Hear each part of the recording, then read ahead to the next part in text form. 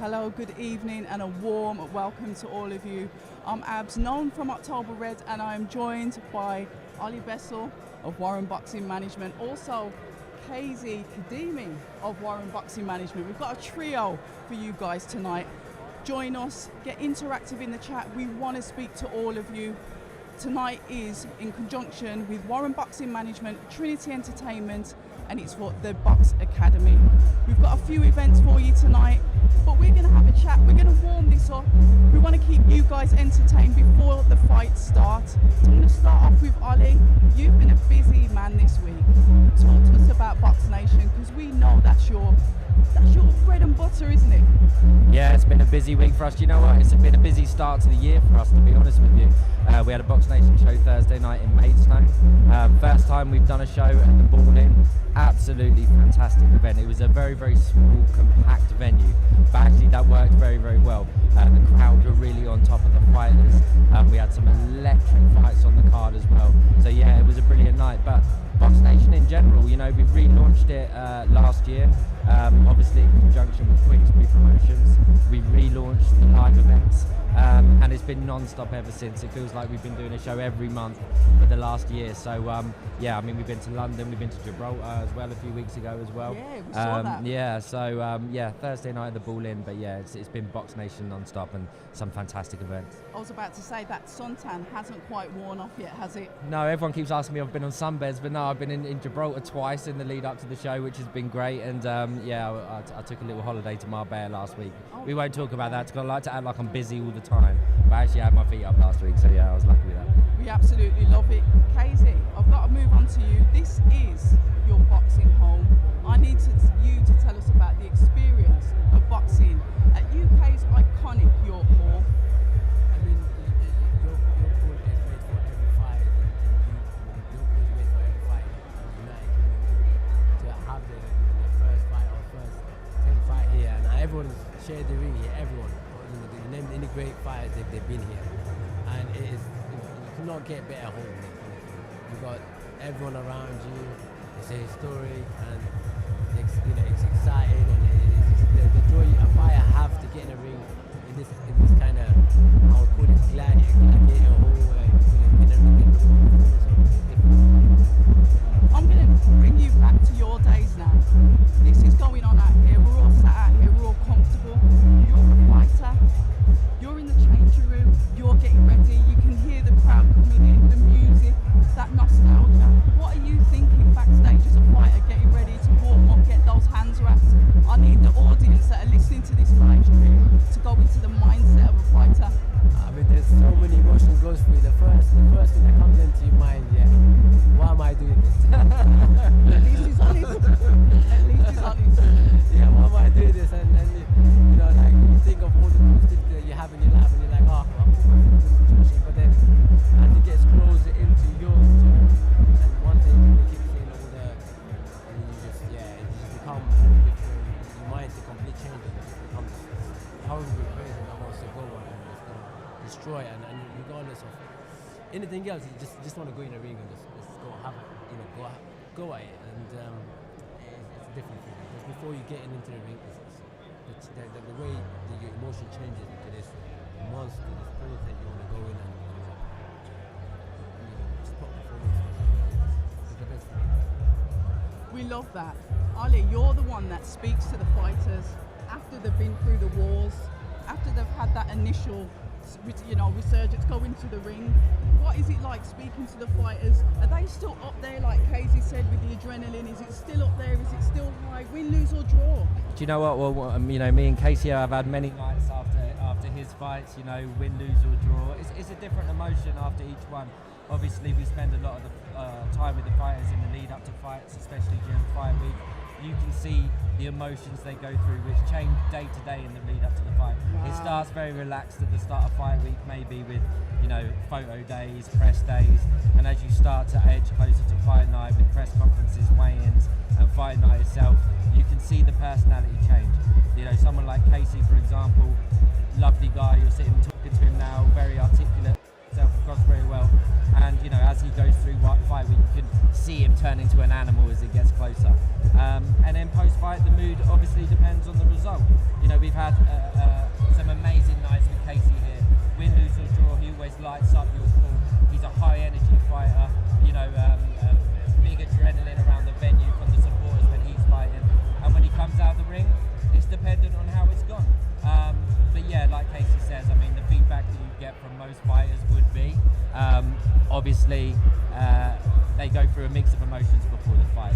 You know, why am I here is something we hear a lot. You know, I think Mike Tyson said, if you're not nervous before a fight, then it's not for you. You know, so you know, we understand at all levels with every fighter, there's going to be levels of anxiety, doubt, excitement, adrenaline. You know, a mix of everything. But one thing I know for certain, by the time they step into that ring, they're always ready. Elaborate on that. I mean, it is just like literally painted the essence of it from our outside point of view, but you're the one that's in there. I mean, like I said, like I only said the same way. I mean, during up to the fight, it's so relaxed. But once in the changing room, and you know, it's the way in a couple of hours the people bring themselves to the fight, changing up the flow. It changes dramatically your emotions, but you love it. Like right now, I want to get a ring. You know, I miss it now. I want to be in that changing room. It's like, the further, you know, the longer it gets for you not to be in the ring, you want to get more in the ring. But when it comes to the theatre fight, you have the first thing that comes to your mind, why am I doing this? You know, so it's a beautiful moment. Honestly, that man, any boxer that's retired, they love it. They love that. You don't get it from anything else. We know that, we see that all the time. I mean, going back to a couple of days ago in Maidstone, Eliecer, one of the, you know, Queensbury fighters, a veteran, a fighter that's always been with Queensbury, he is now back to winning ways. He got his win over there. How was he? How was Ellis? Hopefully we'll see him tonight, but yeah, how was his fight? Do you know what? I find the Eliecer situation a very interesting one, because what it does is it shows the pyramid of professional boxing at the moment. You know, there was one point going back a couple of fights for Ellis that he was touted as, you know, huge things. A couple of defeats later, and he goes from Riyadh season to a Box Nation card. Now, I'm not saying that in a derogatory way, but what there is in boxing at the moment is there's steps to go through. Absolutely. And it's like snakes and ladders a little bit, right? But one thing I find with Ellis on Thursday night, and actually all fighters, is that there's no, when they do have to step down maybe a level in terms of show production, there's no problem from them. They know it's the stepping stone back up to the next level again. So, no, with Ellis, look, he understands. He was right at the top. He lost a fight or two. He's come down to Box Nation, which, can I say, is still a high-quality professional boxing show, up there with the best of them. He wins his fight. Next, he'll be back out on Queensbury again, or he'll be back out in Riyadh again. He knows, you know, what the fight game is. It's been the same with Casey at times. He's put on some amazing fight nights for Queensbury. He's come down to Box Nation. He'll be back up, no doubt, at Queensbury again at some point in his career. That's the game, and that's not just for Casey and Ellis. That's for all boxers, and it will continue to be that way. But hey, do you know what I find so fantastic about it? Is the platforms for professional boxers now, even when they are having to what's perceived as step down a level in show, it's not really a step down in level. You know, the production on some of these shows now is absolutely top notch. Yeah, the Box Nation production, you know, all the staff, all the suppliers, it's all Riyadh season staff anyway. The LED screens, the setup, the production, it's the same companies, you know, the same production teams that work on these bigger shows.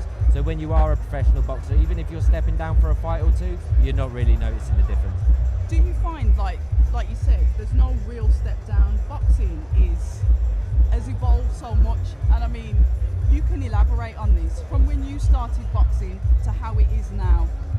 Talk to us about the differences, yeah, and how it's changed. It's gone a lot better since, you know, the Riyadh season started. A lot more platform have been given to the small horse show fighters, and you know, Royal Management and Box Nation, they create a small horse show to be put on, giving chance to prospect fighters to perform and giving a chance to get to the bigger stage.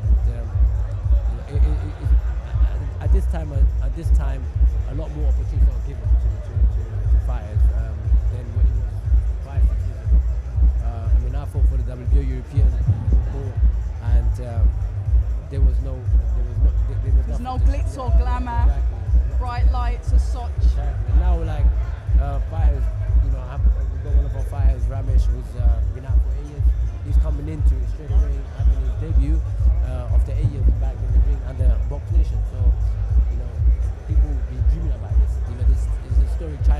Nation. In every boxer's life, they've seen it. Some great fight, and it's a great opportunity for any small fighters or a debutant to have that opportunity to showcase their skills, and this opens the bigger platform for them to go on. Absolutely, and can you elaborate on that? Because we have got Box Academies, we have got Box Nation, we have got Queensbury. There's 3 subsidiaries to the key accounts. Talk to us about the development of Box Academy and what we can expect from them moving forward, getting these fighters out, and also with the fighters on the Box Nation as well. So Box Academy is pretty much what it says, it's a platform. Don't be fooled by the name in terms of age. It's not about young fighters. What it is, Box Academy, is a platform for those fighters who are maybe on the verge of a Box Nation or a Queensbury show to just learn their trade a bit, not just in terms of fighting, but also the bit of the glitz and glamour that goes on around it. It helps them get used to the interviews, the post-fight, the pre-fight, being filmed for weigh-ins. These might sound like small things, but actually for a professional fighter that's maybe either turned over from amateur or maybe fought on small hall that's not televised, actually the little things are quite a big deal. When you're being interviewed for the first time, when you're being filmed for the first time, you've got to get used to it. So Box Academy, you'll notice a lot of these fighters on here tonight are actually just on the verge of the bigger things, but a little bit of learning to do and maybe what goes on around it. So no doubt some of these fighters on the card tonight you will see on Box Nation, Queensbury, Matchroom, Boxer sometime very soon. Ladies and gentlemen, welcome to viewers of Box Nation, the channel of champions. Please welcome into the ring from Liverpool, Stephen Wallace.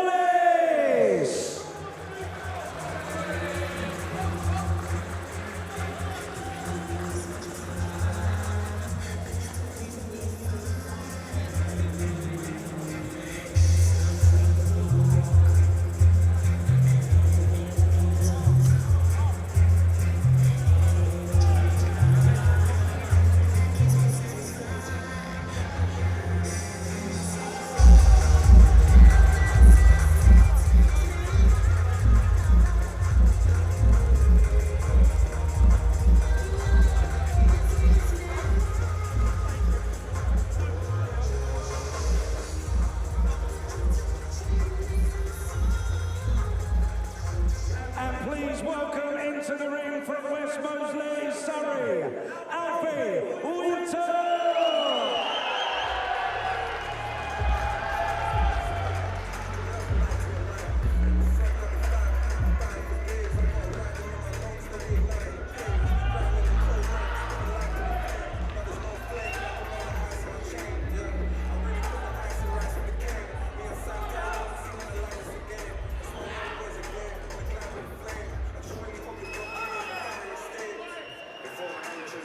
Ladies and gentlemen, our first bout this evening is a 6 3-minute rounds contest in the super welterweight division.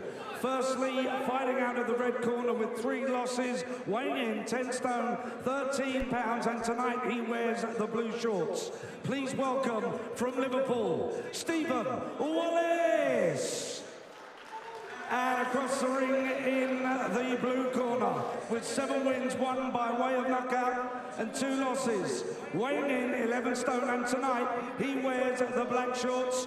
Please welcome from West Moseley, Surrey, Alfie Winter. Your referees are Bernard Ahmadi, who will now give his final instructions to both boxers.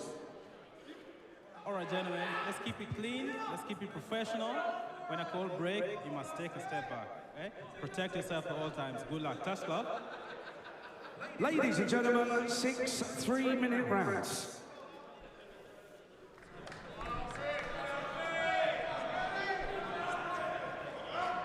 Guys back in their respective corners. Second down. Got blue shorts, Wallace, black shorts, Winter. I believe it's his 7th fight at York Hall. A veteran. A veteran at 7 fights. Yeah, do you know what it's like that? Casey will tell you himself, a lot of they call this the spiritual home of boxing. And in the UK, it's certainly that. You find so many fighters learn their trade at York Hall. It's almost a little baptism of fire you need to go through at York Hall before you go anywhere else. So how many times have you been here, Case? I think I've been about 8 times here. 8-9 times. This a is year. literally home for you then. Yeah. I bet you just want to climb in there and go and lie down on the canvas. 100 times. I mean, 100%. It's nice to see Winter's quite active to start off with. A variation of shots, nice backhand to the head of Wallace there as he counters back with his own. We like to see that. He's not come to lie down, has he? No. Young Wallace. No, I said this on a Box Nation show a couple of weeks ago when fighters are in there with opponents that are classed as journeymen in inverted commas. They often think Nice uppercut. Good shot. Yeah, they often think a journeyman is going to be an easy fight, but actually they're some of the toughest fights you can have. And you know, it's again sometimes a baptism of fire for a young fighter or a fighter learning his trade to fight a journeyman, because they're always tough, always rigid, always can take a shot. They'll make you work, and they'll test you in ways that you're not expecting. 100%. I mean, the journeyman's taste you, makes you better, being patient. That uppercut and hook, I really like that. Great shot. Great body shot as well.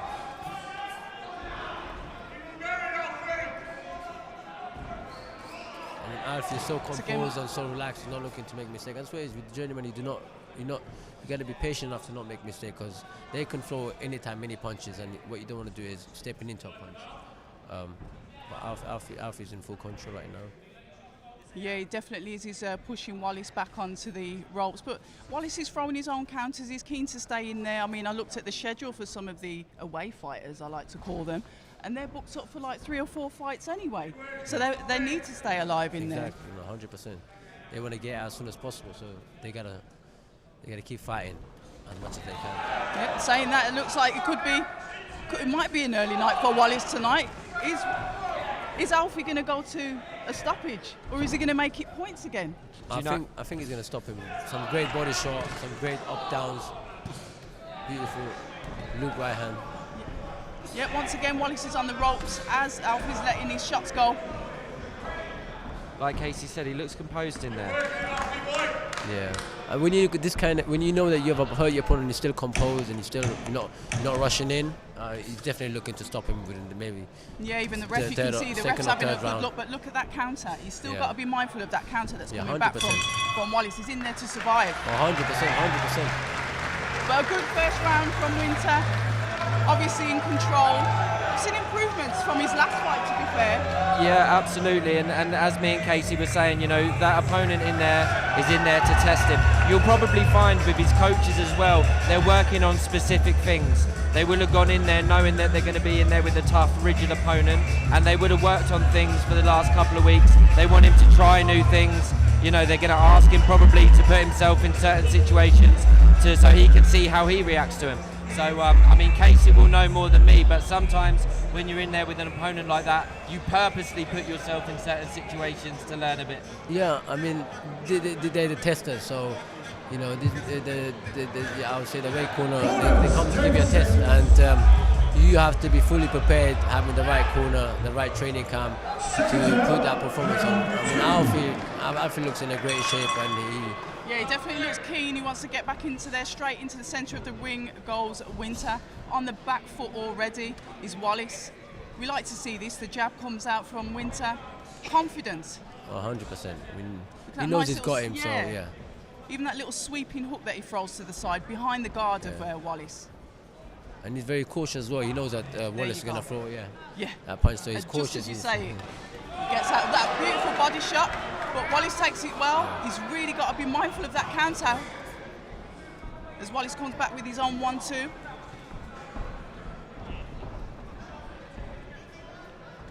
That's it. Don't get too relaxed. That's it. Don't tap your shots out. Some of them is a little bit pouring with them, isn't he? Yeah. Well, I think what he's trying to do is set up. Set up. Raise his hands upstairs so he can throw the body shot. Yeah. I mean, Alfie is in control of the fight, and he's well control of the combination, so he knows what to do to throw certain shots. So he's cutting the ring very well as well. He's not letting his opponent breathe. You know. We do like to see that because not a lot of fighters, sometimes with the more raw fighters, they just can't cut the ring off. Yeah, they just chase him around. They just chase them and around. they can't but catch him. there's no technique. So talk to us a little bit about how Winter's cutting the ring off. His footwork. His footwork is great. He's just cutting the ring. He's not putting too much energy chasing around. Because when you're chasing around, you're wasting a lot of energy, and you're more likely not to land those punches because you're not in the right range. Whereas if you're cutting the ring, you're looking for that range to be in the right place for you to throw that right punch.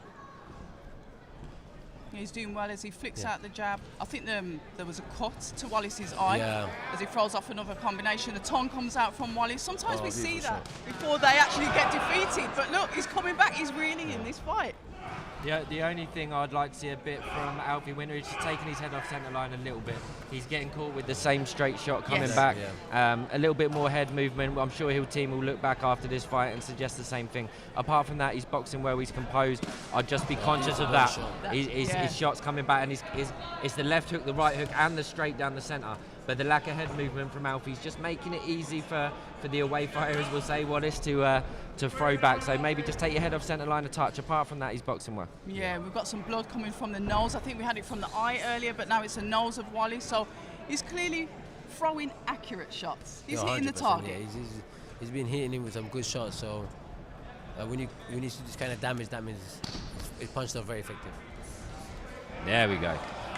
And that's it. It's about the timing, evading that, and trying to avoid getting into a brawl, because you can see that Wallace wants to swing. You can see the way he loads up the shots. Look at that, the power that he wants to try and knock him out himself. Exactly. No, I mean, the way fighters want to get comfortable, the more comfort they get into a fight, the better they can perform. And that's what they want to do, is get comfortable into trading. And I think that's what Alfie shouldn't let him.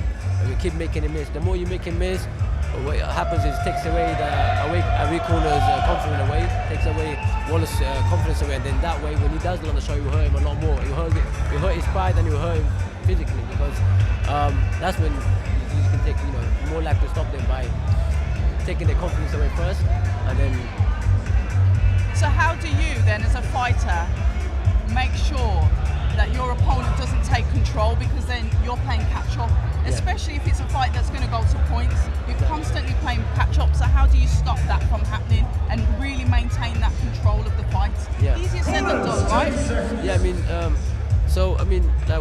Wallace just wanted, the more shots he lands, the more shots he can land, the more confidence he'll get, the more brave he'll get, and the more he can take as well. But if Alfie makes him miss, then I think that will take a lot out of him, and I think that's what Alfie's focus should be: hit and not get hit. What do you think about him potentially when Wallace is throwing that shot to potentially roll under it and counter back? Yeah, that's what I was looking for. But you know what? Towards the end of that last round, he was starting to slip shots. Okay. The first couple of rounds, he was, like I said, I'd like to have seen him get his head off centre line. But towards the end of the last round, he was starting to slip shots and return a bit more. So hopefully we see a bit more of that out of him as the fight progresses. Great counter. And he does actually put his shots together really well, doesn't he, Winter? Fantastic, accurate shots. That you can see him. He's not smothering his own work. He's picking his shots, he's landing them well, and you can see the damage to Wallace.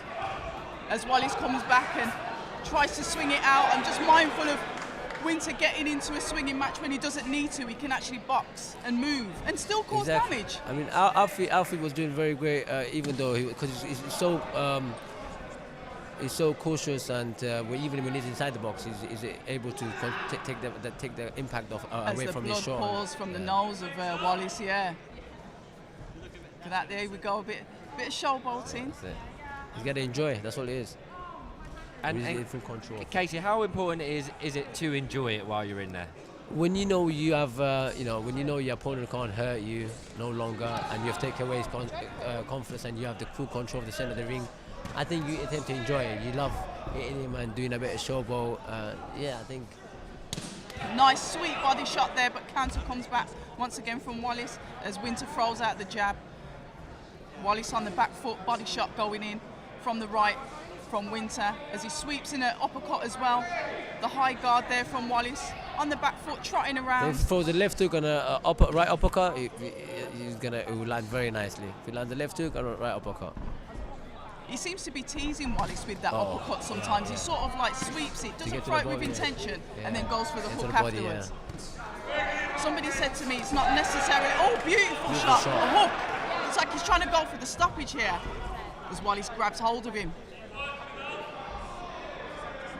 You can see how fit as well Winter is. There's no heavy breathing. Exactly. He looks comfortable. He doesn't look uncomfortable in there whatsoever, does he? Great body shot. He's picked his shots well. Alfie has picked his shots well. You know, I've watched him. He stands there. You can tell he's analysing his opponent. He's looking for those openings. Yeah. You know, the damage that he's caused.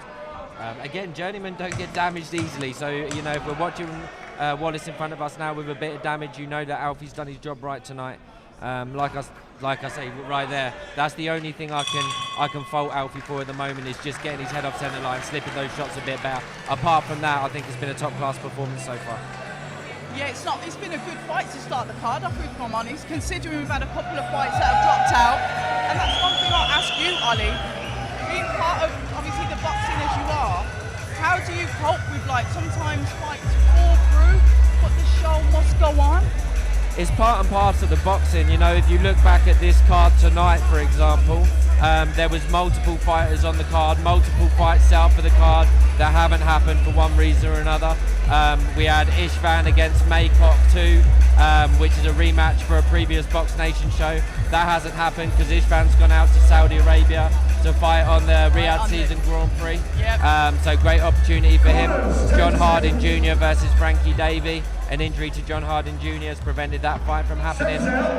Zach Chelly and Elliot Elamasi, both problems with their opponents. That's the professional game. We had it with Casey out in Gibraltar a couple of weeks ago, main eventing out there. He gets injured in the warm-up. That's sport. That's not just professional boxing, that's sport, and you have to roll with it. And, you know, it's part of the fight game. It happens at all levels. A lot of it's out of your control. And like you say, the show must go on. What a fight we got in front of us right here. I was about to say the show's definitely going on here. Yeah. You've got some guys trading blows. Casey, give us your thoughts on this round, how it started off. I mean, it started off, they both got into a good range where they both could trade. You know, I believe Alfie had the better punch landed, and due to his skill and due to his pedigree. Yeah, and I just still think Alfie's a well control throughout all the rounds, and even now he's, you know.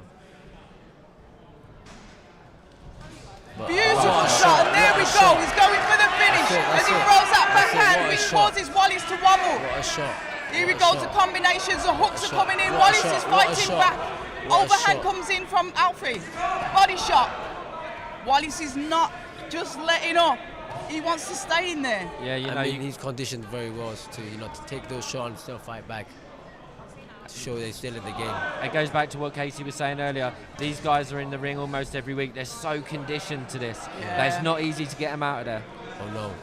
And if you're not well trained, and if they see that, they'll put it on you. And you know what happens sometimes when the fights go to points? You don't really appreciate it if you don't watch the fight. If this fight went to points, you'd be like, oh, it's another points win. But look at the state of him. He's going in for the kill again, and the ref jumps in. It's over. I think it was the right call. He got his stoppage. Yeah, as Casey says, it's the right call.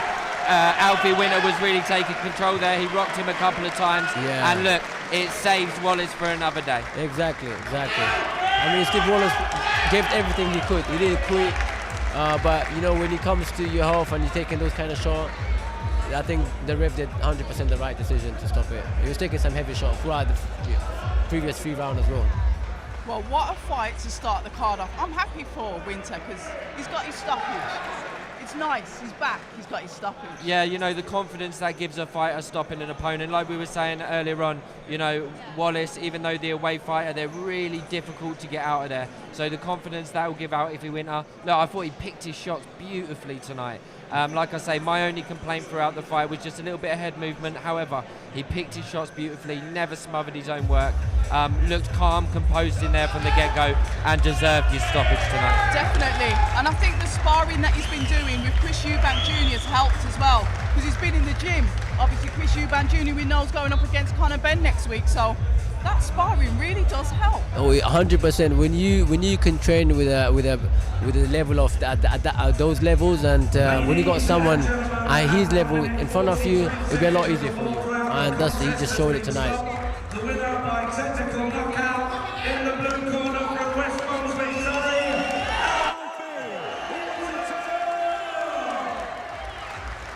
I think he'll be involved in some great fights. I like his style.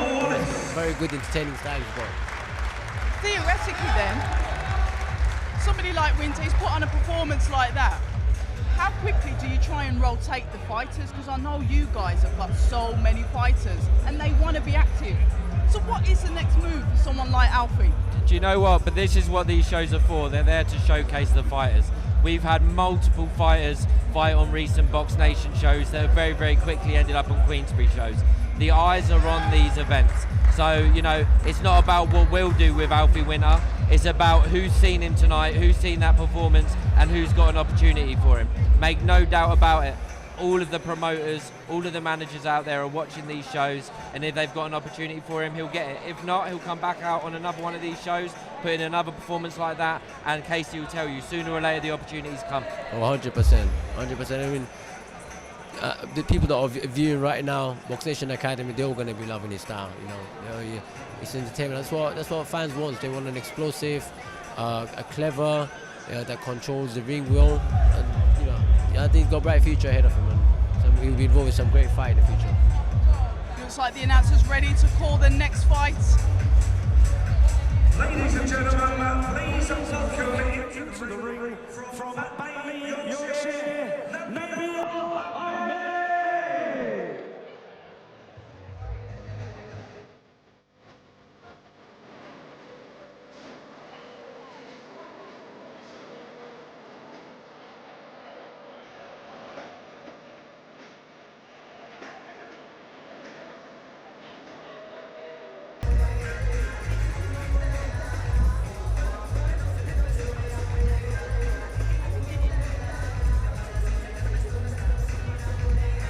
Nabil Ahmed.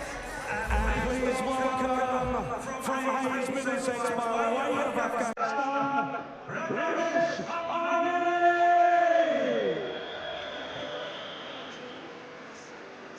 Ramesh is coming in, he's got the Alliance of Bulldog. No, yeah, sorry, Rambo. Even. So this is Casey's boy, isn't it? This is your buyer. Yeah, I mean, he's a close friend of mine. He's been out of the game for 8 years, and World Management have given an opportunity to perform on a Box Nation Academy. So he's never boxed on a platform like this. This is his first time, and after 8 years, he wants to make a statement. And me and the fans and World Management are all here to see it. The thing is with boxers, it's like it's almost like a curse, but in a good way. You don't want to stop. He debuted in 2015. We're now in 2025. Talk to us about the hunger of Ramesh and why he wants to come back. I mean, like I said, a lot more opportunities are here for fighters, and at that time that he was in, it was a lot more harder for fighters to get out. And like I said, he's in the hand of a great management team, World Management, and being under them, he knows that he can be given the right opportunity to put on showcase and get the right the right path to where he wants to go. And I think World Management can deliver that for him as long as he puts a performance on. He talks about opportunities. He's getting opportunities after his last fight, I believe was in 2017. You guys have picked him up and given him an opportunity. Yeah, and like Casey says, it's about the opportunities. What we can do is give fighters the platform. You know, if they fit into the way that we do things and they're a right fit for Warren Boxing Management, we give them the platform, we give them the opportunity. What happens from there? What happens if any they walk through those ropes? What are you expecting tonight from somebody that's been out the ring for what, 8 years, 9 years? Well, you know, there's going to be a reintroductory period.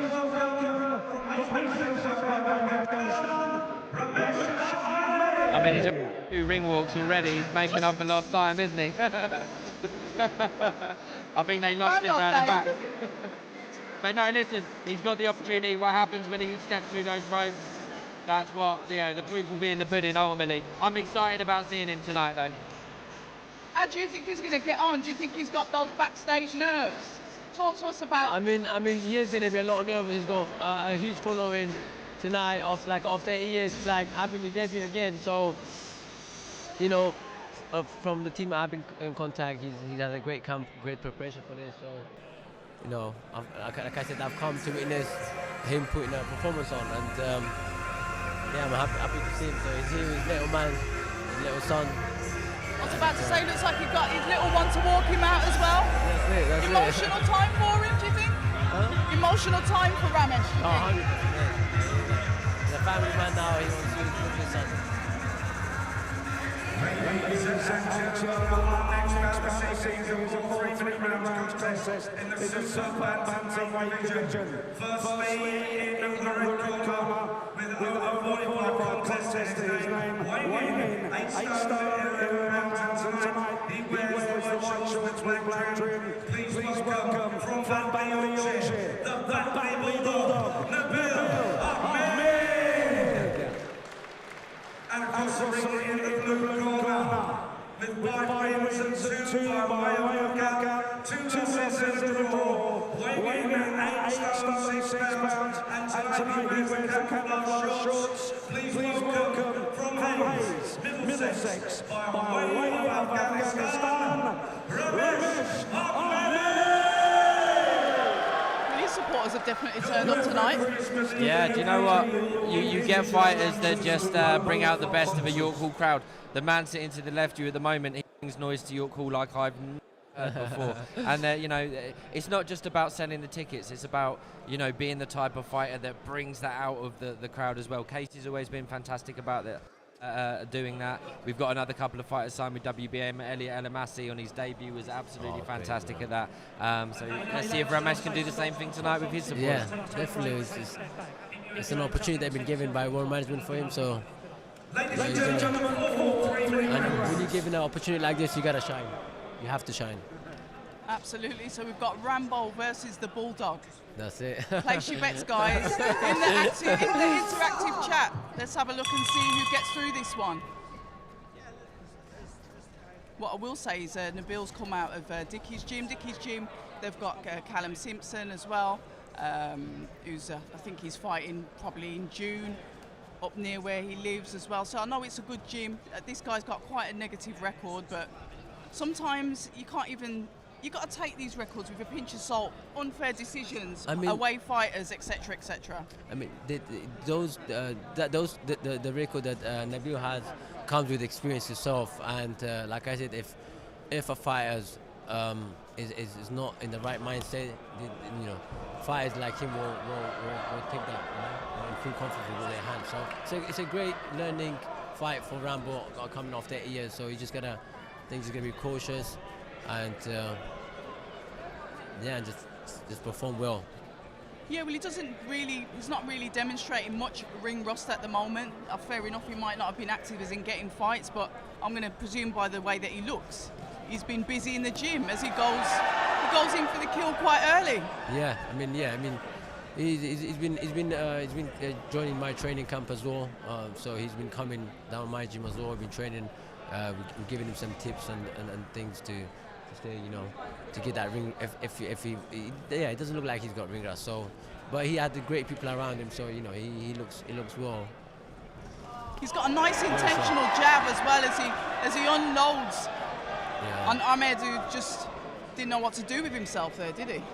You can tell he hasn't got too much ring rust. You know how? Because he just had his fighter up against the ropes. He hit him with 3 or 4 shots, and then he stepped off a little bit.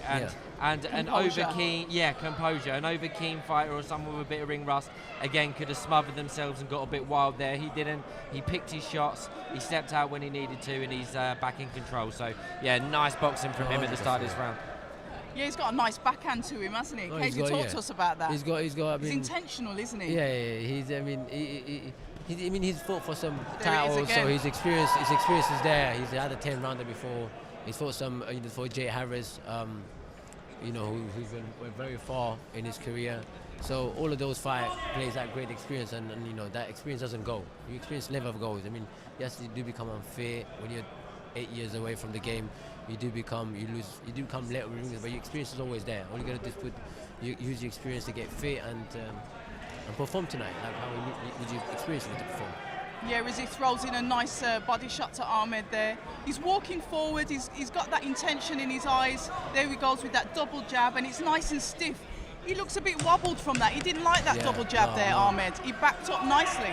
No, I mean, Ramesh definitely hitting hard with, with bad intention, and some of those shots are landing really well, causing some damage. While the break's on, can you tell us about the difference with fighters? This has always been a bit of a bugbear with mine. You get fighters that they really want to put on a show, they want to become champions, and then there's some fighters that are there for the limelight, that are there for the glory. Can you see those fighters? How do you suss them out, Ollie? 100% we can see those fighters. We have it in our stable. I don't know, past fighters in our stable. You can tell with a fighter very, very early on. The first thing I always say to a debutant after they win their first fight is keep grounded. And I've said that to multiple fighters over the last couple of years. The vast majority of them take that advice, some don't.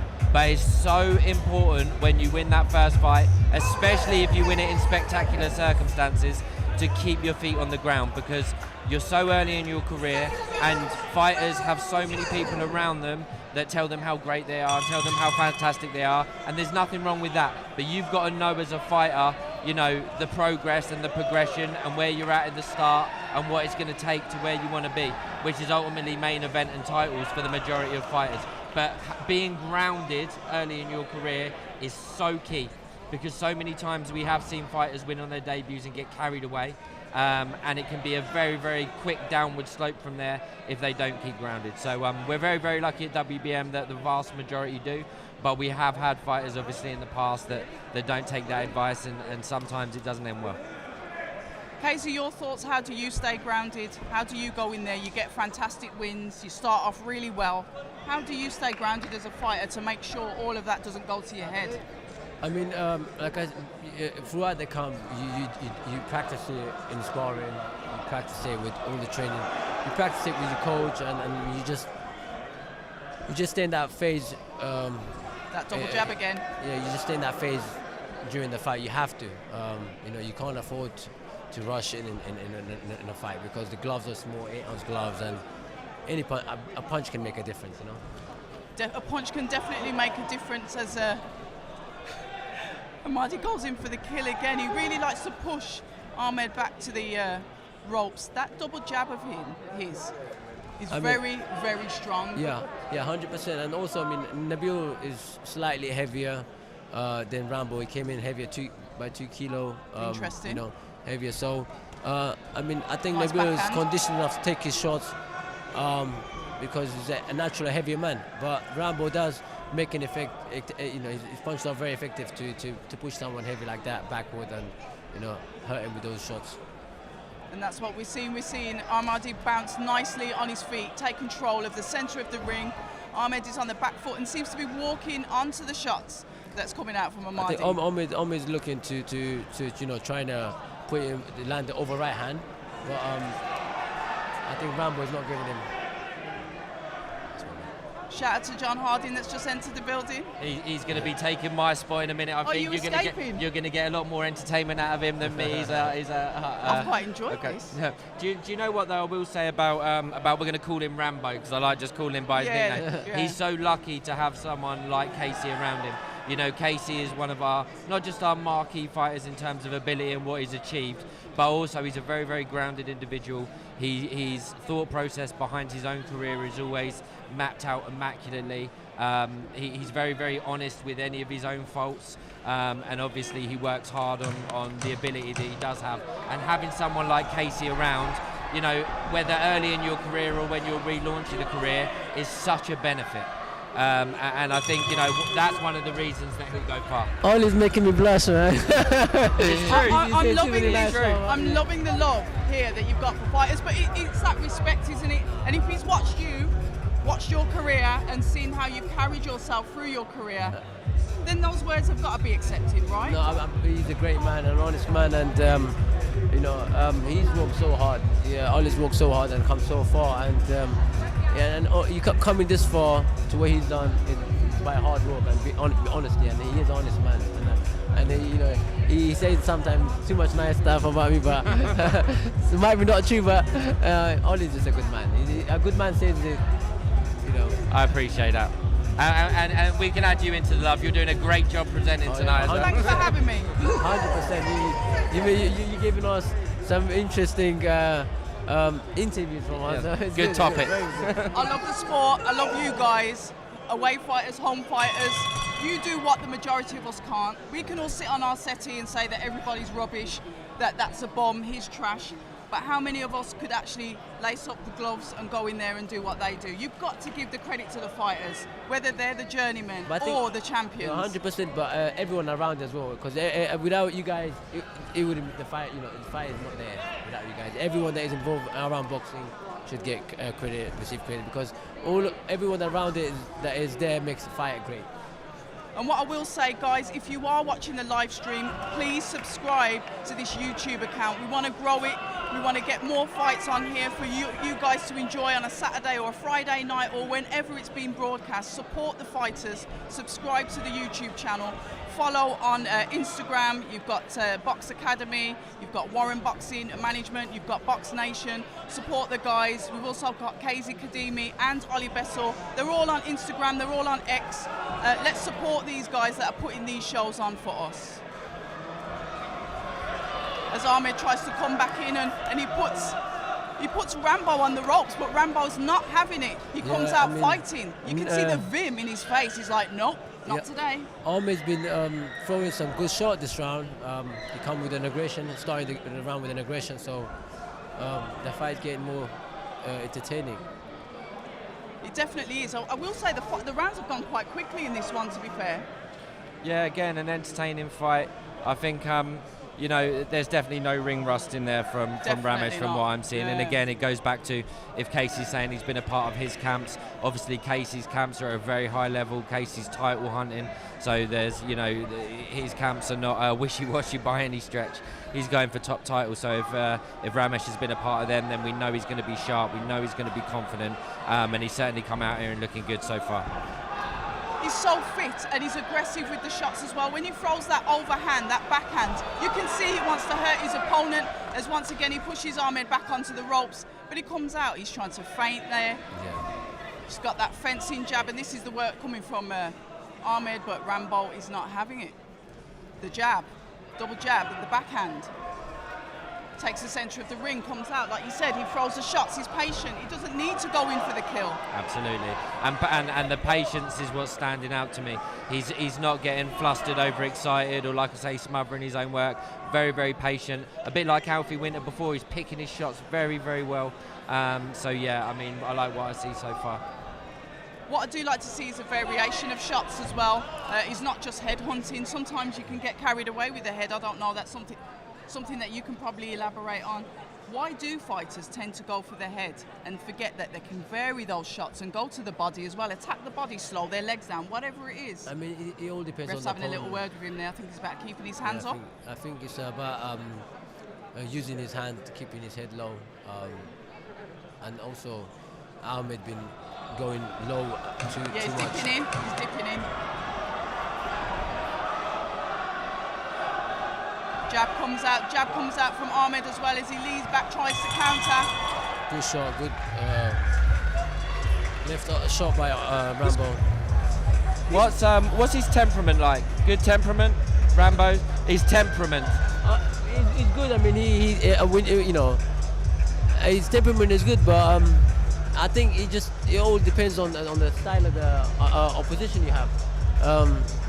Certain style can annoy you. Like, I've been involved in a fight where the camp's been good, everything's good, and then I have completely different preparation to what I've a completely different opponent to what I've prepared for, and different style, and I think that plays in your head a lot.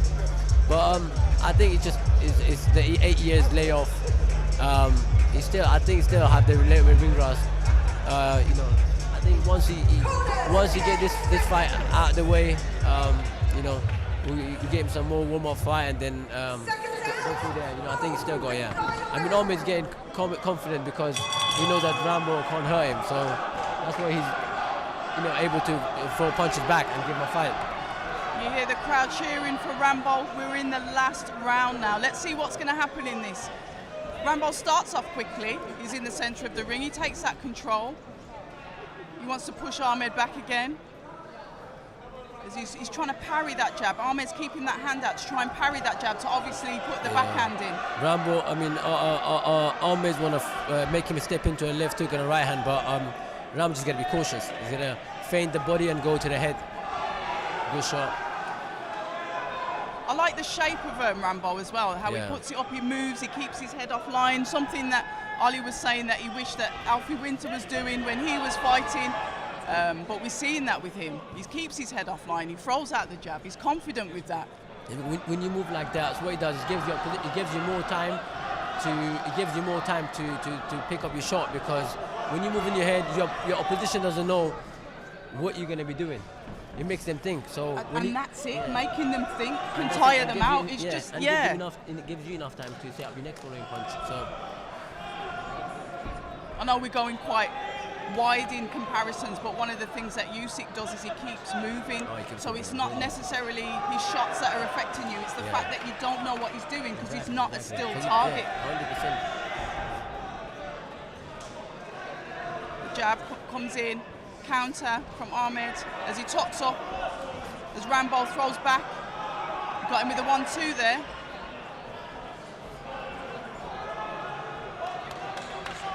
Looks like Ahmed's getting his second win there. We're getting some combinations, and an uppercut comes through some there. Great combination. Sweet. I mean, he's getting the confidence. Like I said, he's getting confidence. He's not getting hurt, and he's using his weight as an advantage. And to be fair, Ahmed's probably got about another 10 fights scheduled after this anyway. So. But you know what? Again, that's what these fights are for.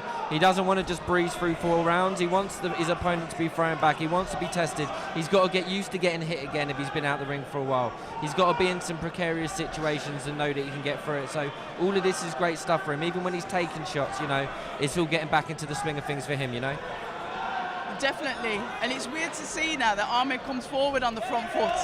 There we go with that. That's what jab. Ahmed wants him to get into a fighting range where he's comfortable throwing something back.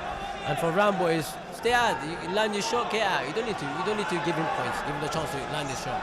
Because if you do this, what happens? He ends up scoring you with punches or elbows, whatever, but to cause damage against him. It's going to be the fitness thing as well for him, Casey, isn't it? Because it's all well and good getting back into the ring, but getting fight fit.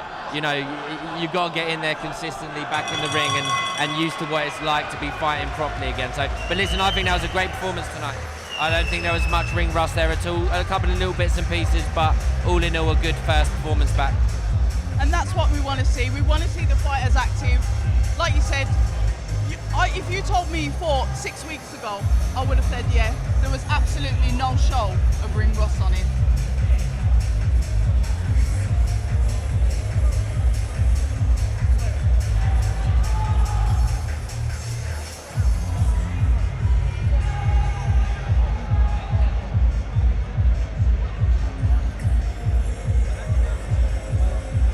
Waiting for the winner to be announced, but I would say it was a comfortable win. Yeah, I believe I believe three round to 1. But you know what I'm saying? Yeah, I believe Rambo won the majority rounds. And he looks happy. He looks happy. Yeah, he does. Yeah. Well, to be fair, his opponent looks happy as well. Your referee, Eliecer scores the contest 39 points to 37. The winner in the blue corner from Middlesex. Listen to the crowd. And 1 round draw and 1 round Ahmed lost. Yeah, majority. Just a round of applause for the brave again, Nabil Ahmed. Well, I hope the rest of these are going to. I hope the rest of his fans are going to say, because they're really lively. Yeah. I mean, like I said, it's his first fight under big lights. He's never boxed on a platform like this. So,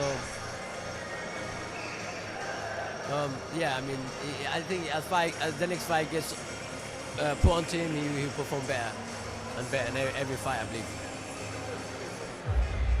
and we will be returning in a few moments after this quick break. So I was shopping around a bit for different gyms. I tried a few, but there was nowhere quite like Rivals where I felt as welcomed. Sometimes when you walk into a gym, it can be quite intimidating, but here it's very open. It's very people are very welcoming. I think it's going to have a name, you know, in the international scene, not just in England. So it's pretty awesome. I think the difference between this gym and other gym is the coaches. We've got high-level coaches that are here and are willing to work with you. They've got the best top coaches there, great boxing coaches, top fighters, and then they've got good Muay Thai coaches, myself. Like expert coaching, and you're learning so much and you get really fit. They are the best coaches. As I said, I've tried a few other gyms, but here they just have so much knowledge and they're so willing to share. So if you're ready to learn, then this is the place to be.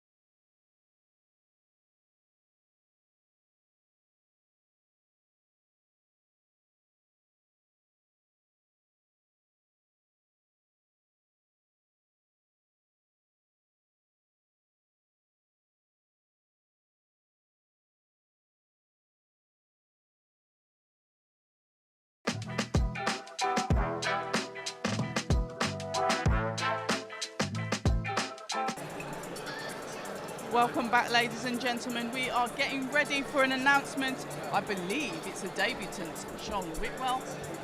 Over to the announcer. Please welcome into the ring from Prague in the Czech Republic, Katerina Dvorakova. I'm looking forward to this fight. Who is this person? Shona Whitwell. Okay. Yeah, former GB fighter. She actually beat Sandy Ryan in the elite ABAs. Wow. So she's supposed to be talented. So I'm looking forward to see what she's got. Obviously this is her debut. I'm going to put my hands up. I don't know much about her opponent.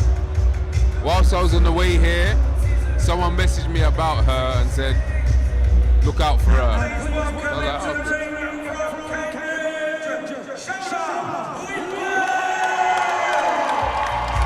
And we have another ticket seller. Listen to the noise, Shona. Wow. Oh, wow. The crowd's standing up. She's got trainer John Ryder in the corner. Yep, so she's out of the Sims gym. Wow. Okay.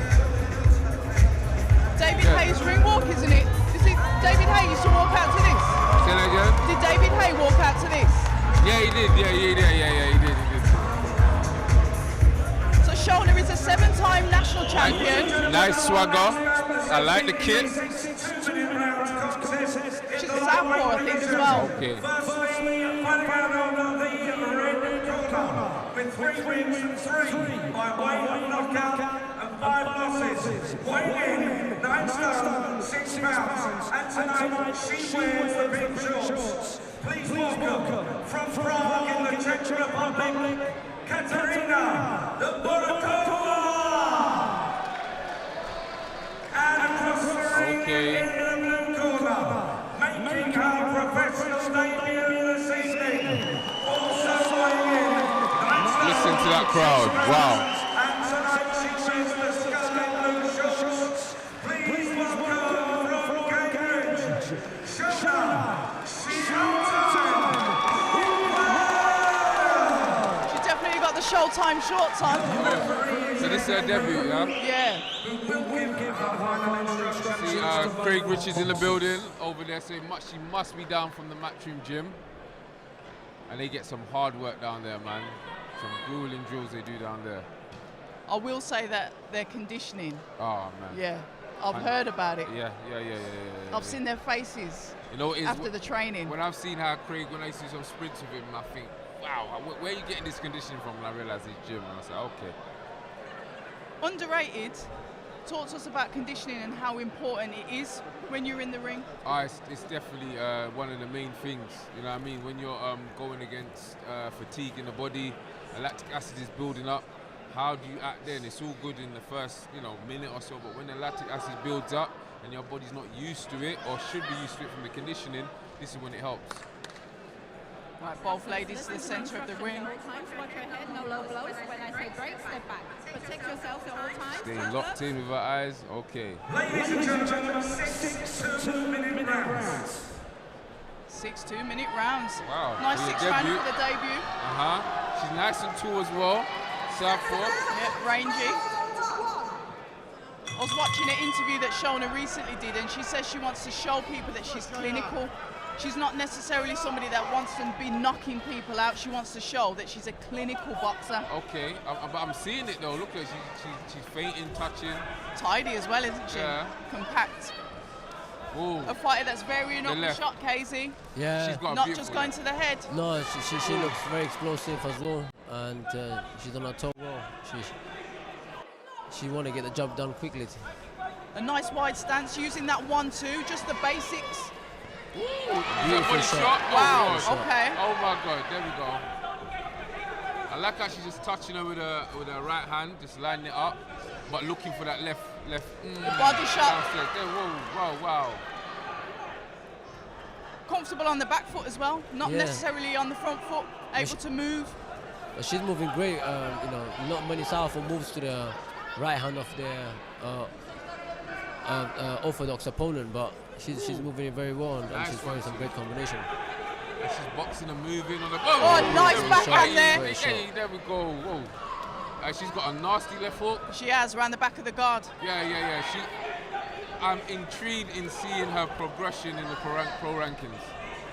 It's always intriguing to see how amateurs come progress in the pros and how they shake off all that amateur style. Yeah. Woo! That little lean back she done. And the reddening of the face of her opponent as well, showing that she's making those shots count. 100%. Hit with purpose, right? Yes, definitely. She looks like she's being so calculated as well. Like, she's knowing her distance. Look, the little steps back, so she's keeping her distance nice and long. If she comes close, she steps back. Oh, and beautiful. She's keeping her range very well. 1, 2. 1, 2, 3. And this is the work coming in from Whitwell. A nice round beautiful. one. Even when she just held this there of arm across her, she just turned her body as well with it. I think we've using got the angles. A beautiful future star. She's definitely got a fan from me looking and seeing. I want to see her progression, how she climbs up from each fight. What do you think it's like for Shona to have, obviously, Ryder in her corner, a former fighter, former world title challenger in Ryder? How's that going to benefit someone like Shona? I mean, it's a whole different feeling when you got, you know, a world title, a world champion in your corner and giving you advice, being in your corner. You just want to, you know, it boosts your confidence and everything high. So she's here to put performance on her, and I believe she will. I think she will stop her opponent down the line. Definitely. Listening to that advice as both ladies go back to the centre of the ring. She's got a bit of like a nice nervous feint as well, bit of a flinchy feint as well to disrupt her opponent's rhythm. Shows that she's more calculated. But you see, when she throws her shots, she's able to pivot off her shots. She's got strength in it to even maneuver her opponent out the way. Great feet movement and rotating with the waist as she throws a shot. I just want to see her just like enjoy it. Just enjoy exactly what she's doing, because she can actually, the potential to be such beautiful boxing, and she is doing beautifully. The body shot again comes in from her. I'll get sucked into the holds. I was about to say, ref probably have a word with her about that. Well. Hook. As she sweeps that into the body. She's still, both girls in the clinch. Still got a bit of that amateurish, I can see it. It's a bit of the jittering. But when she starts relaxing, I think she's going to be a diamond, man. What is it like on your debut, though? I mean, you have definitely. that nerves, you're slightly more tense than you would be. How long will it take for you to settle in and to, like you said, like relax, just really start to enjoy it, John? You know what it is? Because she's kind of done it because she's been in an amateur. Yeah. It's all about getting used to this and making it mentally known that this is normal, this is my job, what I'm feeling, she's feeling. My job in there is to hurt my opponent until her corner either throws a towel or the referee waves it off, and just do her job. And when that just downloads into your head, I think it just shakes off everything. 100%, yeah. She throws in a nice backhand there. Yeah, she's Southpaw stance is really nice. She's relaxing now.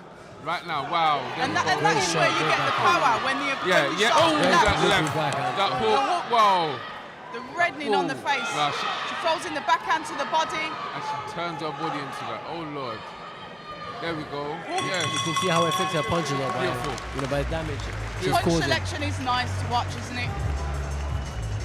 She likes to attack the body. She's not necessarily a headhunter. I like that. Yeah. She works the body. She's going body and head. She's mixing it up very well. I mean, to do that, you must be a high pedigree fighter to able to put a combination like that. So she's doing well.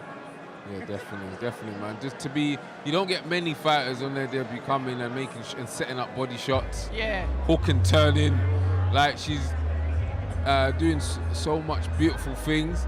And when she starts perfecting it and just slowing it down, oh man.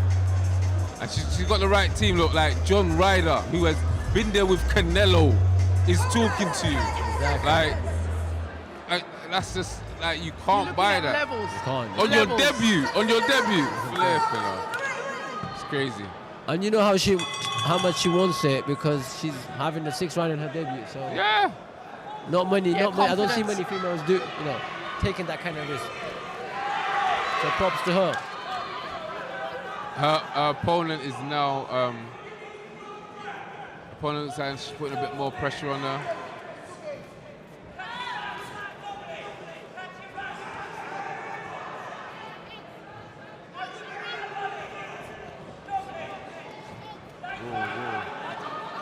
her opponent's not just laying back and taking it, she's showing some resistance. Oh, she has to. If she don't show no resistance, she'll get stopped. So the only way for her to survive is closing the range so that she can't use her full extension of her range to hit her. Because very good touch. When it's a full extension of the arm, the impact will be a lot more. Oh, it looks like she's going in for it. Seen another side of her. Head.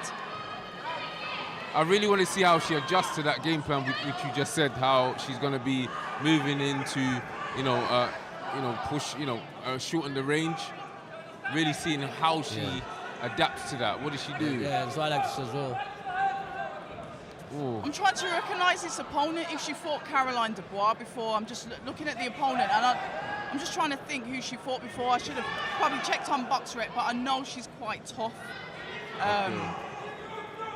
That high guard, she'll stay in there. Yeah, she does look tough though. Yeah, but she's taking a lot of punishment. Yeah. A lot of punishment. Oi, there we go. Backhand coming in, but she swings back with her own uppercut. The 1-2 coming in from Whitwell there. Yeah, no, she's coming. She's coming for war. She's walking her down, or attempting to. As we go for the 10-second clappers, we have got John Harding Jr. with us on commentary this evening, and Casey Kadimi, myself, Abs, of October Red, and we're having fun tonight at the York Hall. If you are watching this live, please subscribe to the channel, show support as the Box Academy gets these fighters out in conjunction with Warren Boxing Management and Trinity Entertainment.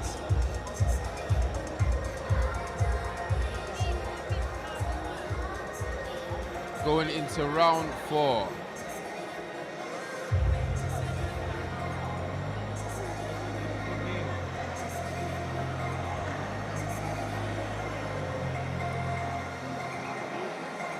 Is with the 2-minute rounds as well, it goes so quick with the ladies, but it's been entertaining.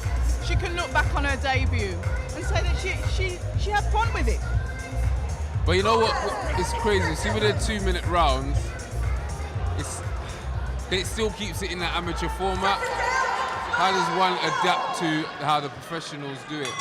So do you think the ladies should be doing 3 minutes? That's a very good discussion. But there needs to be something that makes them adapt to a professional, even if it was 2 minutes 30, something that just makes them adapt. Okay, now it's turning into a fight. I was about to say, now it's getting scrappy. What you just pulled up before, what she's done and shortened it, she's turned it into now a 50-50 fight, which when she's boxing that, it was, it was fine. 80-20, 70-30 minimum. But it's good to have these experiences and see how she can dig out of this. Seeing what she does when when technique goes out the way, when fatigue is becoming your friend, and there's no technique there when you're throwing. You're just going for the motion. But the away fighters, they have that experience. They're in there to survive. 100%. They're here week day, week out. So wow. Their aim is, to go and give a fight and survive, not get stopped. But if they can win, they win. That's what it is. Once they got that confidence to pull the win out, they win. They take it with both their hands. Well, when you look at a fighter like on a debut, would you say it's okay to not go life and death, but really get stuck into a messy fight on your debut? Or do you want to try and keep it as clean as you can? I don't know. I mean, if you're a high pedigree fighter, a high pedigree amateur fighter, you just want to use your skill and box it around. You do not want to engage in any type of fight, because that's what a journeyman. Oh, okay. I was about to say, she just fell backwards, didn't she? She needs to pull her shorts up. They're looking a bit lopsided. Come on, ref. 1, 2, 3 coming in from Shona. She's back on that boxing. There we go. As you say, that gets into close quarters once again as Whitwell catches her with one coming in. But she's fighting though. Yeah. I think it's a very good experience, this fight for her. On her debut, to have someone as tough as that is coming at you in the later rounds. Yeah. This is going to be very entertaining, these last 2 rounds, seeing how she gets through this. But when you look at the punishment that she's taken, obviously we can see her sat on the stool here, Whitwell's opponents, the reddening on the face. Yeah. How much are you prepared to let a fighter take before you think, you know what, I think I should probably pull you out. That tricky decision that the corner has to make. Yeah, I mean, I think they look in the opponent's eyes to see if they're still in the fight, and I believe she's still in the fight. She's okay. She's talking back with, you know, she's all right.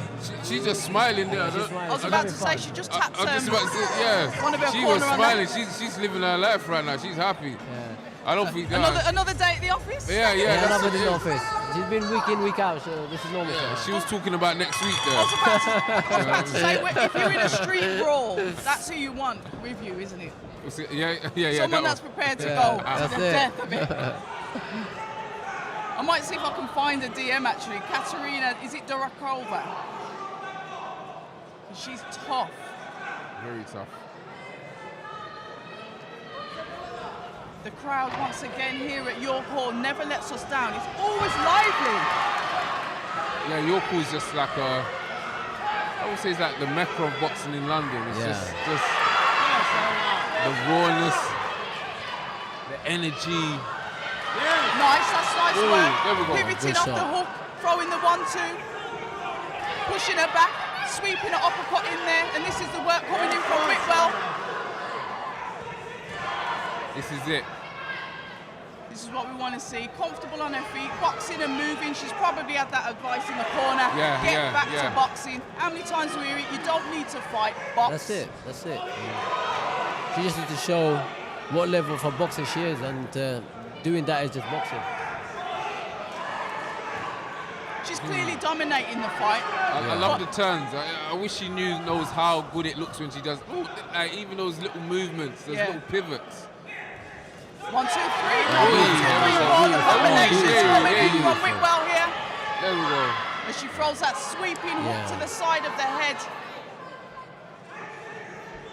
I think if she steps back and then throws that hook, I think that will land a lot better, because as she throws the hook, Catherine steps in.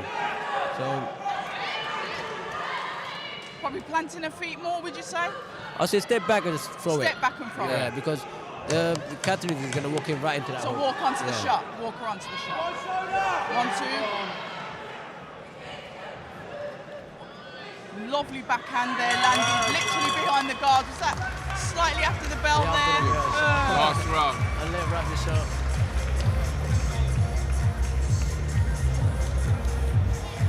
Right, we are going into the last round. Can't believe it, round number 6 already. We've got 2 fights left on the card. I've said this once, but I'm going to keep on saying it. Subscribe to the Box Academy YouTube account. Support the channel, let the channel grow so we can get more fights out to you guys. Everyone deserves an opportunity in boxing, and Box Academy is providing that opportunity. The mecca of boxing, York Hall in London. You could have bought a ticket, but you're watching it live. Look at that. Look at that. You're watching it live in your house, in your car, wherever you are. In a comfort, and Box Academy is showing that, providing that for you. So make sure you subscribe and keep on watching the great shows. 6th and final round, the ladies touch gloves. Are we going to get a war? Are we going to get a clinic? I think she's going to bounce. She's up on her toes. Well, she was.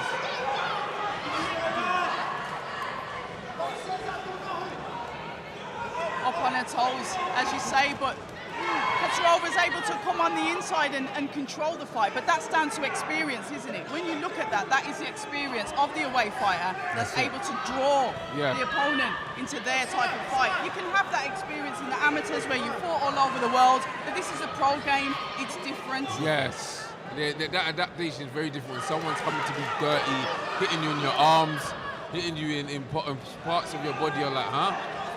And that's not in the rule book. I know, and then someone look like just leaning on them. It's all different, and it's knocking you off your technique. So how do you come back into yourself then? If somebody is trying to disrupt your technique, how do you try and gain control of that again? You've got to stick to your game plan. You have to just stick to your game plan. If it's boxing, move, box and move. There are going to be times you've got to fight, but don't stay in that fight, because then you make it 50-50. Boxing is catching the eye of the judges when you're punching, you're moving, just like that. Just like that backhand that she throws. There we go. Oh, And she goes again with more combinations, rocking the head of her opponent, as her opponent has no choice but to march forward there we go. with the hands up. Oh, she caught her with a nice one coming in there.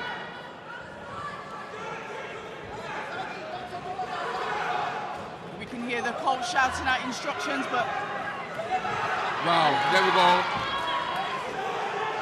Yeah, the coach is saying, get your money's worth and get it out. You're back out next week. Wake up. If you're not tuning on Box Academy, you're missing out. Whoa, wow. Goes for the combinations again. 1, 2, 3, 4. I love this. Punches. There we go. Punches the head. Beautiful. Really good fight. Really good You know debut. what? I love that. Yeah, I like that. I'm watching that as a fan. That was entertaining. 100%. I feel that we've got a star. We've got someone that's bringing excitement, especially to women's boxing. And this is early. This is already. I can't believe that. In your first fight, to do that as a risk is very risky. Very, very risky. It can go either way. John Ryder, but it's excellent what they're doing, man. So, and even John Ryder is taking that as a coach now as well. Excellent thing what he's really doing, man. Love to see it. We've got the supporters standing by taking the pictures. The judges are ready to read the scores as the respect is shown to each corner. The ladies are now centre of the ring. We go over for the results. Ladies and gentlemen, your referee, Amy Poo, scores the contest 60 points to 54. The winner on her debut from Cambridge, Shona.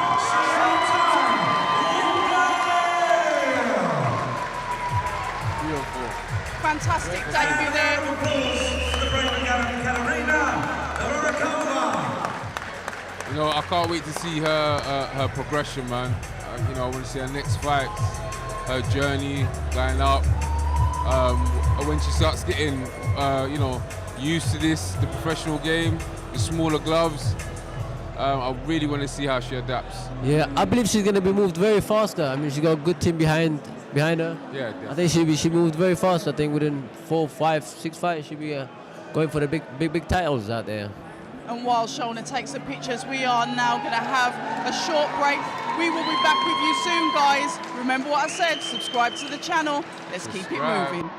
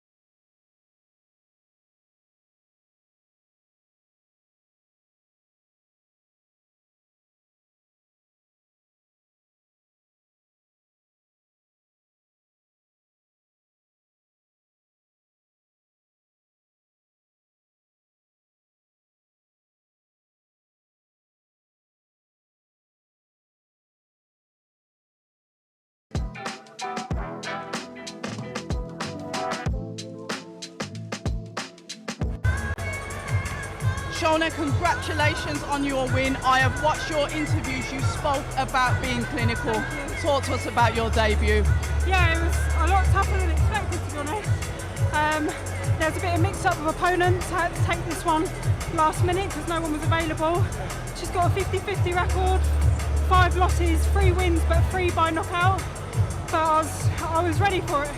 I was up for the challenge, and then I just proved that then. Shona, you're an amateur elite. We know your pedigree. Yeah. What was it like to lace the gloves up and have your first professional bout? I know she was tough, but talk to me about the backstage, the walking out there and putting up that performance, your fans being here to support you. Do you know what? I thought I was going to be a lot more nervous than that, but I actually tried to enjoy it. Even the walkouts is my worst fear almost, but I actually took it in my stride and, you know, tried to enjoy the whole process because you're only going to get one debut. Absolutely, and give yourself a mark out of 10. on that debut. Talk to us about how you feel you did against a real credible tough opponent. I'm going to give it a solid 6. Just because there's a lot for me to learn still, you know, on the inside the clinch, and obviously I've been with John for a few months now, but you know, this is just the beginning. It's a new chapter, but there's a lot more to build on, and that's not my best performance, but it was my debut. There's a lot of pressure. I'm never used to boxing in front of, you know, all of my family, all of my friends, so yeah, it was a lot to take on, but yeah, there's a lot to build on from this.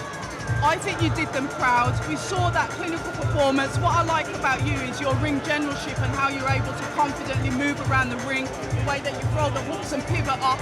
Talk to us about that style and how you probably carried that from the amateurs into the pros. Yeah, I feel like the check hook spin off was my favourite shot, along with the bolo. But do you know what? She was so tough, because I knew she was just going to walk forward, but she just had the tightest guard, so anything I was throwing wasn't getting through.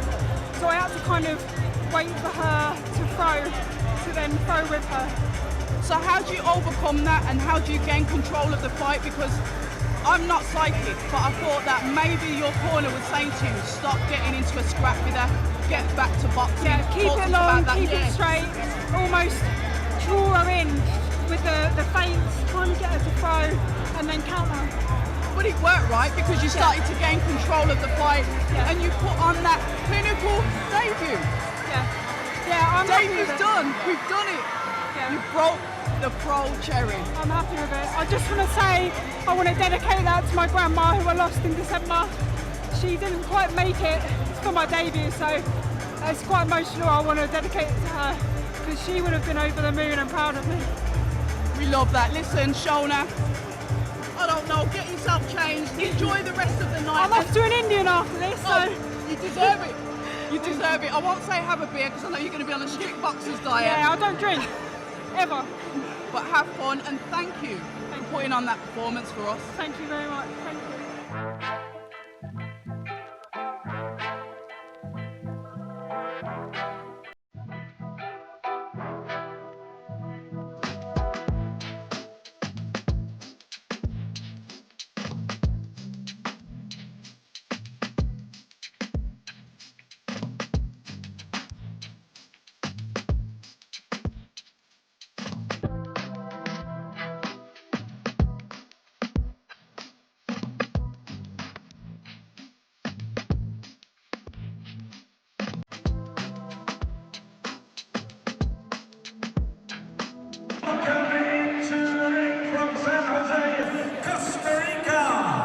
Eliecer, Quezada!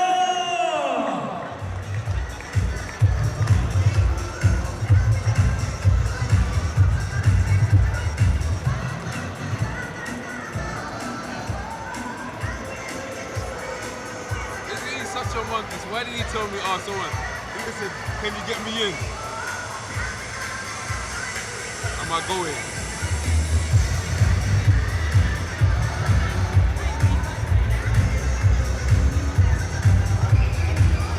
Right, the night seems to be going quick.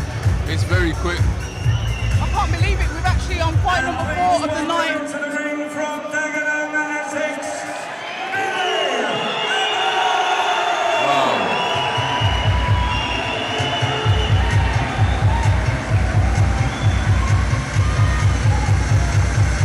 He's got a big fan base. But I do like Quezada's shorts though. I do like the reds. Yeah, I mean, all red. It's coming for blood.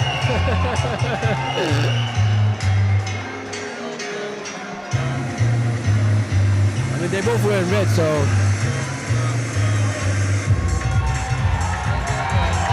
Red is clean. This crowd is insane. The energy. Oh, man.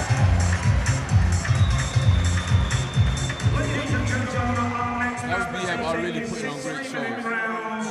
In the lightweight division, in the red corner, with 24 wins, 9 by way of knockout, 33 losses and 4 draws, weighing in 9 stone, 7 pounds, and tonight he wears the red and black shorts. Please welcome from San Jose, Costa Rica,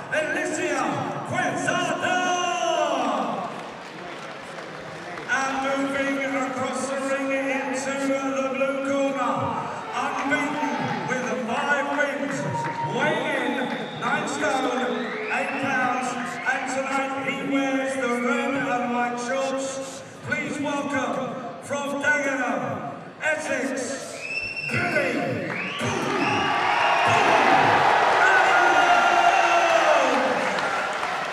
Your referee is Baran Ahmed, now giving final instructions to both boxers. Gentlemen, let's keep clean, let's keep professional. When I break, you must take a step back, right? Train yourself sometimes. That's love. Ladies and gentlemen. Do you know anything about this Billy Adams? Do you know anything about him? A little bit of research. I know he Okay. was campaigning at a different weight. But I had him down as a featherweight, to be fair, but let's have a look. He debuted in November 2023.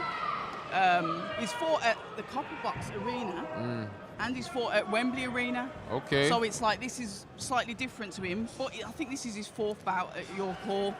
So let's see what he's got. Another Southpaw fighter. Southpaws are all coming out today, Yeah, I was innit? about to say it's the Southpaw night. They're both Southpaw, so it'd be nice. Yeah, the mirror. Quezada's got a record of 22, 33 and 4. But like I said, you have to be mindful of that record. Yeah. It doesn't necessarily reflect the truth in boxing. But let's see what he's got. I always wanted to go to Costa Rica, actually. And he's got a few knockouts as well. Yeah. Whoa, a nice little left there. Really well composed, Billy Adam, cutting the ring very well. We see this almost this European style of the composure, the way that the fighters are, similar to the the Soviet, the Eastern European. There is a style to how we are. We do have that not necessarily upright, not the amateur style, but we do have this compact, composed style that I can say I'd narrow it down to European style boxing. So you just pull it in one. Okay, you just pull it in one. What, European, or do you think that we've got our style in England?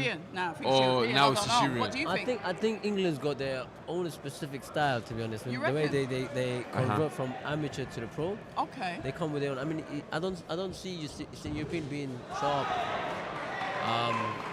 having good stand like British fighters. That's what you got. I mean, right now in the whole Europe, the best producer of boxers are from Britain, to be honest. Yes, you do get. I mean, you said unless you you're get a few- Viterbi or Bibble. Yeah. I mean, you get it, but overall, the highest competition is in Britain. British title is one of the hardest titles in the whole Europe.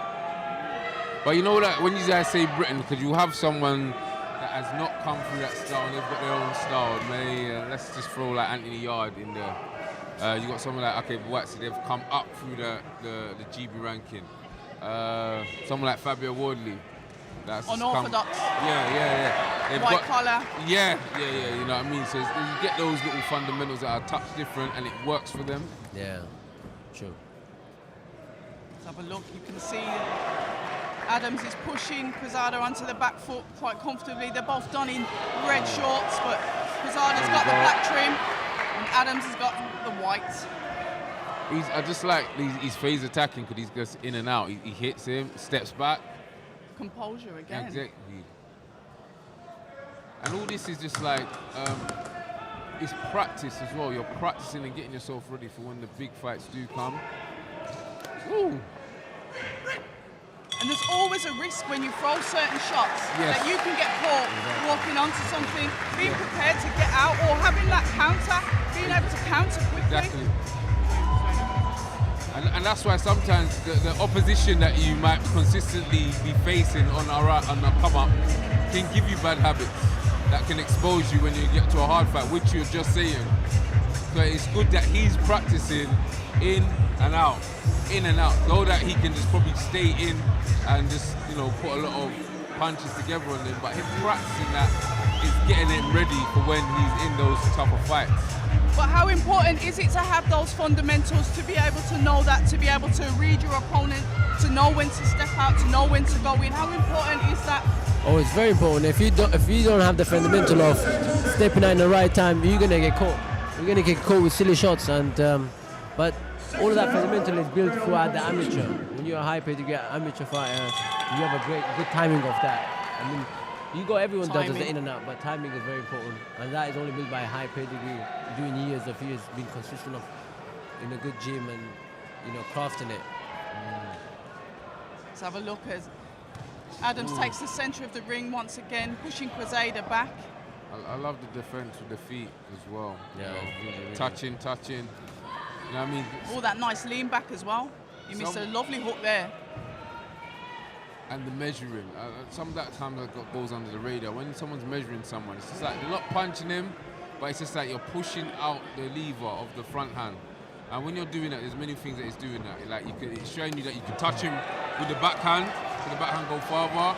Also disrupts them if they're trying to come with something. Okay, that disruption. Yeah. It breaks the rhythm. It's a lot, you know. It's very composed. I love it. I love the feet defense. He's got good balance as well. The way he stays on his toes on the back foot. I know this is me like really picking at stuff, but he's able to then spring in and out because of the positioning of his feet. He's got a nice side on. He's got a balanced stance. The high guard was beautiful, just stepping up. Like it was two defenses with the feet and the high guard. And it just looks like something he's been practicing in his gym on the pads. Whoa. Quezada coming in there with the wild shots going into the body.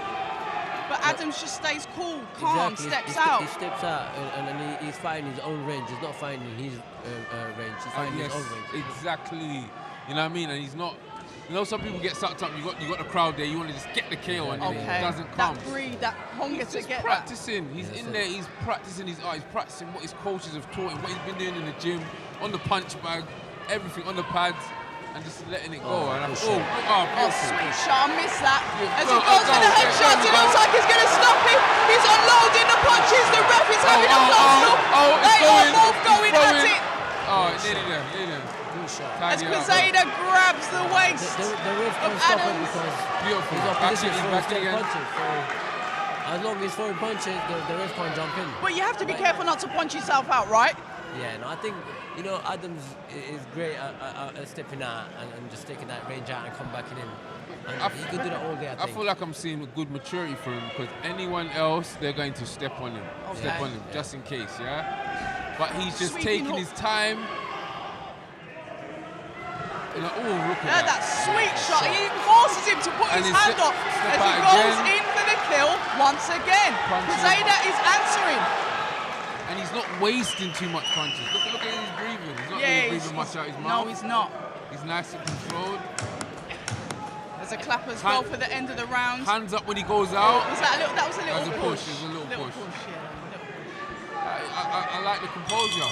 Very good composure. It's very well schooled. Very good, yeah. Very disciplined. Yep. I like what I see from him. He's not wasting shots. Like he's not. The occasion's not taking him away. He's come to do a job. His job is to box and not get hit. The aim of the game: hit and not get hit, and that's all he's caring about. And I really love that. It's funny how you go through the cards and you can see the levels of the fighters. You know, I'm just trying to think how many bouts. What bouts is he going into now? Trying to look on the records that I had for him. Yeah, 7 and 2. So he's had, this is fight number 10 for him. Oh, that's good. How would you say that he's measuring up for experience? Would you say he looks like he's in fight number 10? So this is fight number 10? Yeah. As the round's going on, I'm seeing a lot of maturity. And he's just looking seasoned. I wasn't expecting it as the first round at first. But as he's going in, hand nice and high. Yeah, you're right, 100%. Round's maturing. I mean, he's matured well into the pro. The backhand stays there, you know, just in case the front hand drops, the backhand's there to cover. Exactly. I'll counter him. He's cutting the ring well, his footwork is great. He's settled into the pro very well for his 10th fight. No, I apologise. I've got to stand corrected. Wow. It's fight number 5. Even better. I mean, even better. Yeah, even better. I mean. Whoa. Very disciplined. Very disciplined. And he's not overcommitting. Like the only time he just committed when he had him there, like there, look, and he's back to it. Little boxing, measure a bit, measure, looking for that left hand. Did you see it? Yep. He's taken no punishment, and that's what you need to do against a journeyman. You shouldn't take punishment because if you're not last long in the sports, you got to take less punches. And if you're already getting punch drunk with the journeyman, you're not going to last long in the higher level. And he's doing very well, not getting caught. Touching, and the thing is, it looks like he's touching him, but he's wobbling the legs. That Good one shot. shot. That was a good left. Very good left. Jab goes out again. He's got a really nice stiff jab. I love the way he just steps away, his hands up. It's just so much discipline. It's like basics, Yes. but it works. Yes. And some people don't want to stick to those basics, those fundamentals, those little things, stepping back, just jabbing. He's keeping it so simple, but effective. Yeah. Wow. But that is the fundamental of a boxer. If you can control, if you can master the basic, you do very well. Oh, there we go. We're But inside. there we go again. Beautiful. But he's still got that vim in him to want to take his opponent out. He is disciplined, but he still sees blood. That he still wants. spitefulness. There you go. That spitefulness, you need that spitefulness in this game. Oh, look at that. There, Beautiful he's got it. backhand that goes to the, almost like the temple, the ears of his opponent. Get rid of his equilibrium. Sorry. We're going scientific there, yeah? Okay. Let's play nicely, sorry. Yeah. See what I like about him? He doesn't get too greedy. No. Anyone, like, in this sport, if anyone you've hit him with a hard shot, that greediness comes in you of, like, you want to just take him out. You don't want to go overtime. He's just keeping discipline. And by that is you tend to mess up your work. Yes. Sometimes when the greed comes, you tend to mess up the rest of your work because you can step in and you end up getting caught, getting a headbutt, getting a cut. But he is very well schooled, he knows when to step in and when to step out. And for a 5-5, he's doing very well. He's beautiful. Yeah, really good work. How do you stop the outside noise from the fans that are cheering you on? How do you block that out? Like you said, you can get greedy. You want to get that highlight reel. How do you separate that? I feel like you have to just really focus and channel in of what your coach is. See this time, listening to what your corner's saying, remembering all the work you've done in the gym. There's something that you're practicing. And I remember being in them situations where it's like, I can push for that KO, but you know what? We're practicing something. And the only time you can practice is on nights like this, an opponent like this. Because you might not get to practice it on a lively opponent that you wish you practiced it before to try and the occasions get into you and the result into your plan B. So I think it's just him focusing, he's listening to his corner and he's practicing what he's been doing in the gym.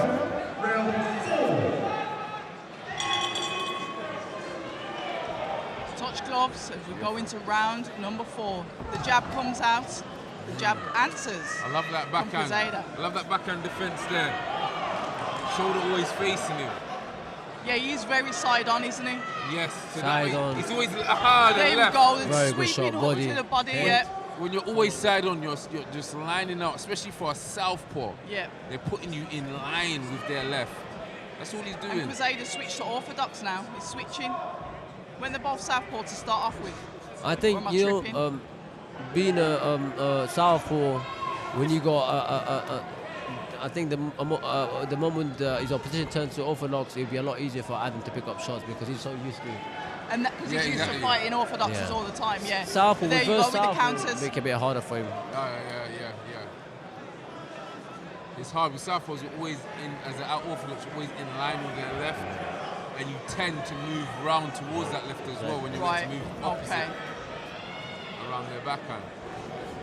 Ooh. As he throws out a jab to Quezada, who's on the move and on the back foot. Right now he's walking towards his left.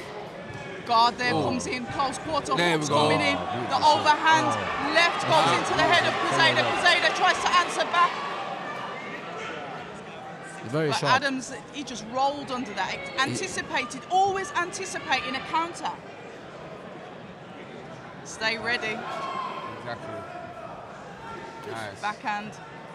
This is the work coming in from Adams. Oh my God, what a combination. Beautiful. Uppercut with a hook.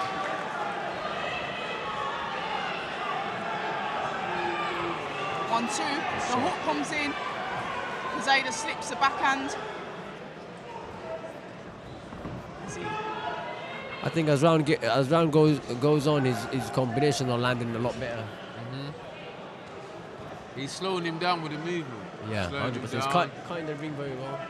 And we call it, like educated pressure, a bit like how Golovkin would do. You're just pushing forward a bit. They move, you take a step to the side. You don't chase them. where you're just cutting it off. And that's the art I like itself. that. Yeah, you see that jab, he pulls out, then goes back in with the backhand. Both men in close quarters.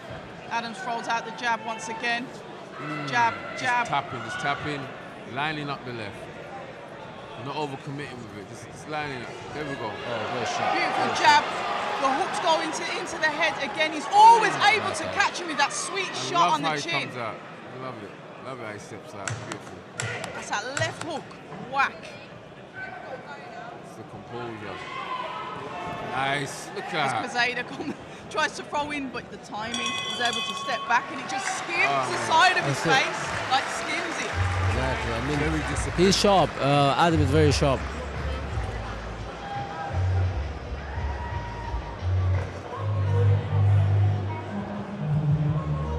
We are going into round number 5, guys. I haven't said this for a minute, but if you are watching it on the Box Academy stream, please subscribe to the channel. Let's grow the channel. We've got Warren Boxing Management, Trinity Entertainment presenting this show, which is live on Box Academy YouTube. Subscribe, get involved, support the fighters. The more people that are on the channel, guess what? It will create a need for them to put more fights on. And this is what we want to see. 100%. And I call this fight art of boxing. I mean, Adams is playing art of boxing by stepping in, stepping out, finding his range and landing clean shots. This is the display of art of boxing. So I think if any boxers are watching or want to make their debut at amateurs, like just watching. Have a look at Adams. Watching Billy Adams right now box is just definitely something fantastic. And you can see how comfortable his corner are. They're just there propped just on the apron slightly, just watching it almost like spectators. Minimal instruction. That's it. Yeah. I mean, he's doing everything great, so there's not much to say when you just, they just want to spot on where what's something wrong he's going to do, but that's about it, nothing else. He's been composing himself very well. Does he campaign at featherweight, or does he fully campaign at featherweight, super featherweight? No, he's like, is he like, I know he's lightweight. Yeah, no, he's featherweight. Yeah, it is featherweight. No, he's lightweight. Oh my God. He's lightweight, but yeah, I mean, he's strong. He's sharp. I mean, he did change his weight though. Like obviously his probably like a catch weight and a good weight. Yeah. As a title fight. I think super feather. Yeah, that's what I was thinking. He is small for lightweight. Yeah. I mean, some lightweights are massive. Archer Sharp is lightweight. Oh, he fell over. Overloading his shots. He fell over. Quezada on the floor, gets back up. No knockdown. Ref checks him over. Bit of health and safety in the ring there. Yeah, I think he hurt There's his no leg. blame, so there's definitely no claim. He hurt his knee. I think he's going to go down. Some blood on the sweet hook that comes in from Adams once again. Wow. As he goes the sweat flying. He knocked his head off. Yeah. That was bowling. That was like going bowling. That one there. Oh, he Lord. sat down on those shots, didn't he? That's a happy slap in boxing. He is sidestepping now. He is really sidestepping. He doesn't want to get caught with another one. He doesn't want to. Jab comes out from he needs to fight next week. There's no way. He needs. Backhand comes in once again from Adams. Some 1-2s here, and he's throwing that second shot. Beautiful jab, knocking the head back of Quezada. Oh, Billy. He's sharp, very sharp. Whoa. He's looking for. What a shot. The back leg of Quezada goes there a little bit. Whoa. The jab. We've been waiting for this one, Billy. He smelled blood. Let's go. Yeah, he can. He smells blood. Backhand, the double jab backhand. It's beautiful. He's going for it. He's looking. He's cutting him very well. Today the southpaw backhands. Oh my days. Today on Warren Boxing, the backhands from the southpaws have been amazing. I don't know if you've all huddled up behind and spoke about it, but they are all performing amazing. 100%. Well, he's trying. He's had enough now. Quezada gets a body shot in there. He said you ain't catching me another left. But the Billy. Oh, good shot. The conditioning of Adams is going to help him absorb those shots as well. It's his movement that's tiring him out. Exactly. He's cutting the ring very well. The movement, you see that little feint He's not there? giving him enough time to breathe. Confident. Clappers are going. There we go. Oh, he's trying to go for it a bit. Is Billy going to hit him again? Whoa. He missed the shot greedy. there. Very greedy Throws out the jab, franks the jab. And the bell goes. And this tells you how much condition Quezada is. I mean, he's been taking some heavy shots and still carrying on. So that tells you how strong of a tough fighter he is. Yeah, of course. I mean, even a certain prospect at his level, take shot like that, thing they'll drop. But Quezada, he's been taking a hell of a shot and he's able to still fight back.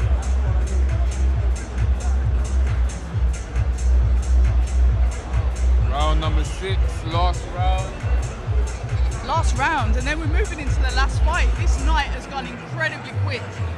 Is Billy going to continue the boxing, or is he going to try? It's like I saw a bit of him that wanted it, but I don't know. It depends what his corner's going to say to him. I can tell him to stick with it and enjoy it. I think he's got a clever team that's going to tell him to box, and if a knockdown comes, then go for it. Other than that, don't chase it because he's going to ruin it. If he chases for a knockout, then he's going to ruin it. But if he boxes the same way he has been boxing for the past 5 rounds, and he sees a knockout coming, then yeah, he'll go for it. But other than that, I don't think he should rush it. He'll just mess up his work. As he throws out the jab and protects himself from the counter that came in, the backhand that came in from Quezada. Like I said, what I like about him, he anticipates what's coming back, whether he's moving out the way or whether his guard is in the correct position. And this is what you call boxing brain. His opponent's moving though. Hey, that one almost. His opponent, I don't know if he knows that. Listen, I am not getting stopped in this one. Aha, yeah, he said, I am not getting, I've calculated the paycheck for this month. I am not getting stopped. I refuse. Look, hey, there we go. To the death. There we go. He is not, he's moving, he's on his back. He is on, hey, nice there jab. we go. Now he's turning to Ali on the back. Hey. Goes in the backhand. Quezada breathing a little bit heavy, but he is running around a little bit. Sweet! Body shot, and then it ends with a hook to the head, wobbling the head of Quezada. Adams goes in with the jab once again. Go on, Billy. That was a beautiful combination. The speed on that. It was a beautiful body head beauty. That's just 2 hooks to the head, back with the body, back with the head. He just doesn't waste it. Like if anyone had a good hook like that, they're gonna throw it a few times. He's just throwing it when it matters. When it matters, exactly. Timing on it. He's not wasting his energy. Jab. Billy. Whoa, Sweet the jab back. and whoa, Billy! Again, Billy! he goes to the head. Billy! Oh, Billy! Body Billy! shot. Now we're doing some work. Now he's got him. Combinations, head and body. This is the work coming in from Adams. What an exciting fighter. Oh, 100%. Get up. That's You smart. did say He's smart his of him. knees. He's smart. Okay. He's trying to buy some time. These are the tactics. Yeah, these are the tactics. That hook is not missing any time at all. As he keeps throwing it. He's trying to throw. Oh, the legs are going. The legs went a little bit there. The jab comes back out from Adams. The jelly legs. Jab, jab. This is the work from Adams. He's switching. Nice hook to the body, hook to the head. We are seeing a variation of shots here, not just head He hunting. doesn't want to be saying it was all good just a week ago. He wants to be good this week. That's exactly what he's going for. And he's dancing. I feel like Billy's stepping on it a touch. A touch. He smells blood. Now, at 10, I think Billy might go for it. Yeah, there we go, Billy. Here we go. Billy. But Quezada's not having it. He's slipping, he's moving, he's thinking, no. Good fight. Very good fight. They were beautiful. A very, very good display of very boxing good. from Billy Adams. 100%. I like to see Billy Adams mixing up with domestically, with with his own level.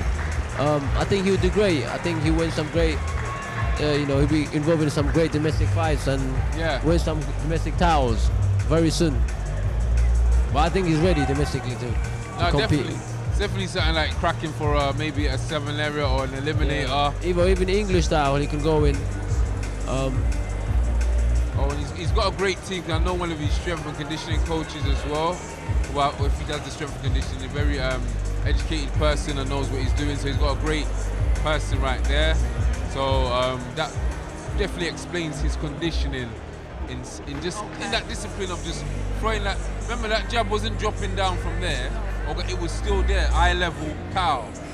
that's strengthening your rotators and being online and keeping your shoulder in line with the opponents. That's not easy to keep that going. Well done to Billy. Your referee scores contest 60 points to 54. The winner in the blue corner. Well deserved win. Exciting to see what's next for Billy and his protege and what he's doing. Congratulations to Team Billy Adams. I'm looking forward to seeing him back out again. Which man? Which one? Billy. Oh, Billy. Oh, okay. We know Quezada's going to be out. Are we talking about Quezada? He's out next week. We know this. Yeah, we know that. I want to see something more from Billy. Okay. Yeah, I mean, I like to see him domestically mixing up. I like to see him domestically mixing up with the boys at his level. But do you think that will be something that you would say for his next fight or next two? I think he's ready for a 10 rounder, to be honest. I mean, he was so composed for 6 rounds. He looked very composed. Yeah. I think I know as his team, if it's, I would think there's no rush in that aspect. No, exactly. No, maybe get him at 8 and a 10. Because sometimes in boxing we just we want to see, we just want to get up there. And sometimes there's progression. Exactly. No, you're right. You're right. 100%. But I wouldn't say no to it. If I want to see it, I'm not going to say no to it. But, I believe he's good enough to get domestic titles now. And then down 4 or 5 fight, start going for the international titles to build up his ranking, under different I'm just trying to sanctioning bodies. But, trying to see where he's ranked now.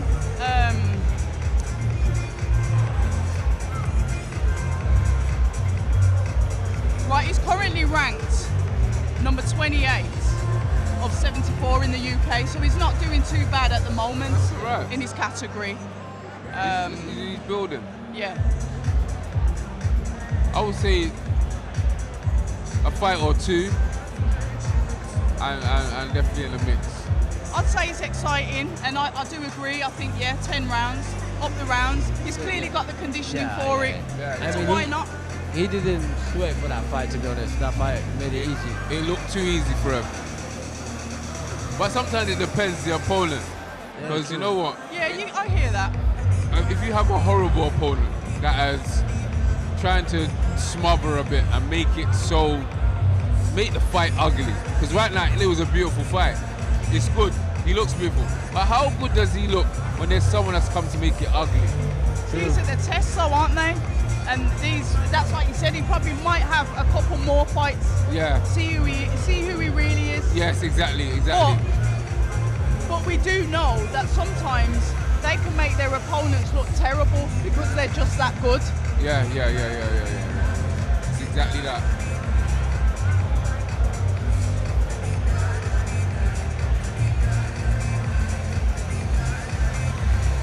Yes, my bro. How are you doing? You okay? Good to see you, man. How's your dad? Tell him to get in the gym. I told him to come, man. Stay in the gym. Yeah, stay in the gym, man. I've been talking to your dad. Yeah, new one, isn't it? Yeah? Okay. How about the new one? The new one your dad getting? The shot, like he spoke to me the other day. I'll come check it out, guys, yeah? Get the contract. Yeah? Call me for me, I'll sit beside you. Me, I'll say, just tell me whenever you want to tell me what, I swear to God. Yeah.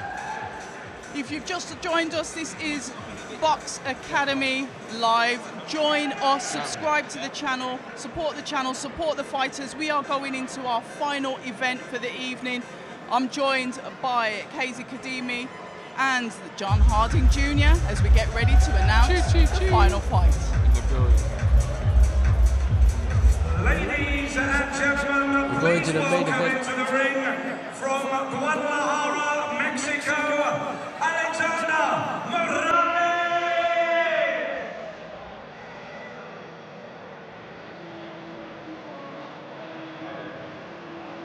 Christian Fetti is a very, very good boxer. Talk to us a little bit about him. I've done some basic I mean, I was research here when he had his last fight. He looked phenomenal. He looked sharp. He looked well schooled, and I believe he stopped his last opponent. I think he's going to put up a great performance on tonight, I believe. He's under good hands as well. He's under good hands. He's got a good team, so. Another 22-year-old, got quite a few of the young fighters out, and I think he's ranked number 49 in the UK, according to obviously the BoxRec figures, so. I think he's going to move very fast for the ranking. I've seen a bit of him in his last fight. At Yoko, he was on Box Nation. And he's quite active because this is his second fight of 2020-25. We know that we need to see these fighters active because that's the only way that they're going to perfect their craft, get better at what they do, is by keeping active, keep doing what they do. Exactly. That means he's got a good team behind him that is constantly, keeping him active. And in boxing, that's what you need. You need a good team to keep you active and put you on a good fight and on a good platform. And he's second fight or third fight? Let's have a look at his actual stats. 4. So he's already on a good platform. So he's a good boxer. I'm excited to see what he's gonna put on tonight.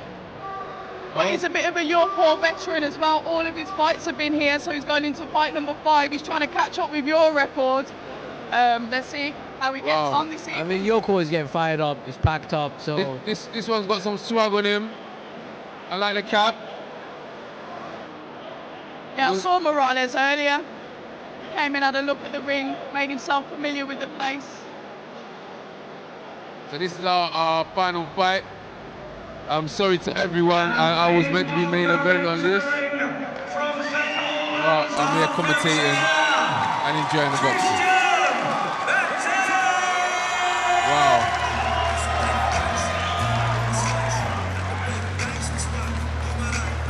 He comes into a good tune as well.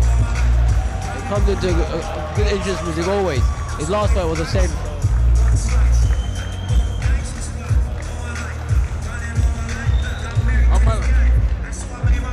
So he's got John Ryder in his corner again. John Ryder in the corner again. He's earning his money tonight, I'll tell you that much. Yeah. Trainer's fees.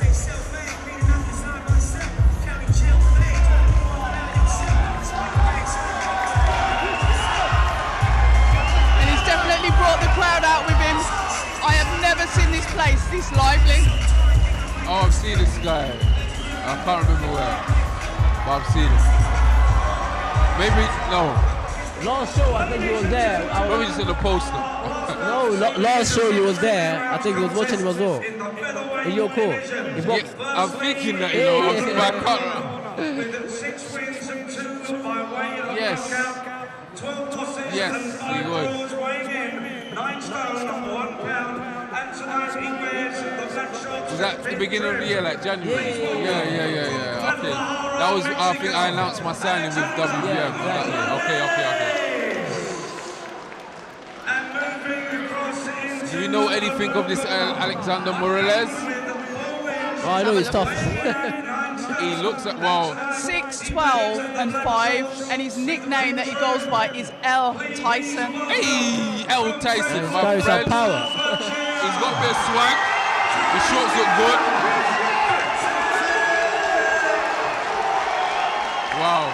Wow. Can you hear that, guys? Even his guy that he's with the sweatband and the white Air Forces. They're from ghetto. Yeah. Like they're used to this. They were doing this in their back gardens, placing bets. He was undefeated in his back garden and chose to take up boxing. Look, he's bouncing. I better see something. He's looking saucy right now. He's up for it. Yeah. He's coming to fight, but I believe Christian's gonna put on stick to boxing and boxing. And I believe that's what he needs to. Right, here we go, round 1. Morales goes straight for the center of the ring. Fetti takes the back foot. He's taking the middle. We'll go. Nice shape. We're getting some nice shape from Morales. Ooh, Morales doing a little feint there. Feint with the feet too. We'll touch him with the... He's got the thumb for a short, so... Nice jab comes some out. light into the fight.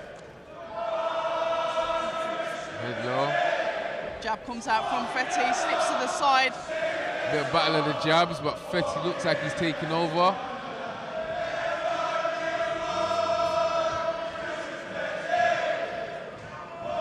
Wow. Jab to the head, jab to the body from Fetti.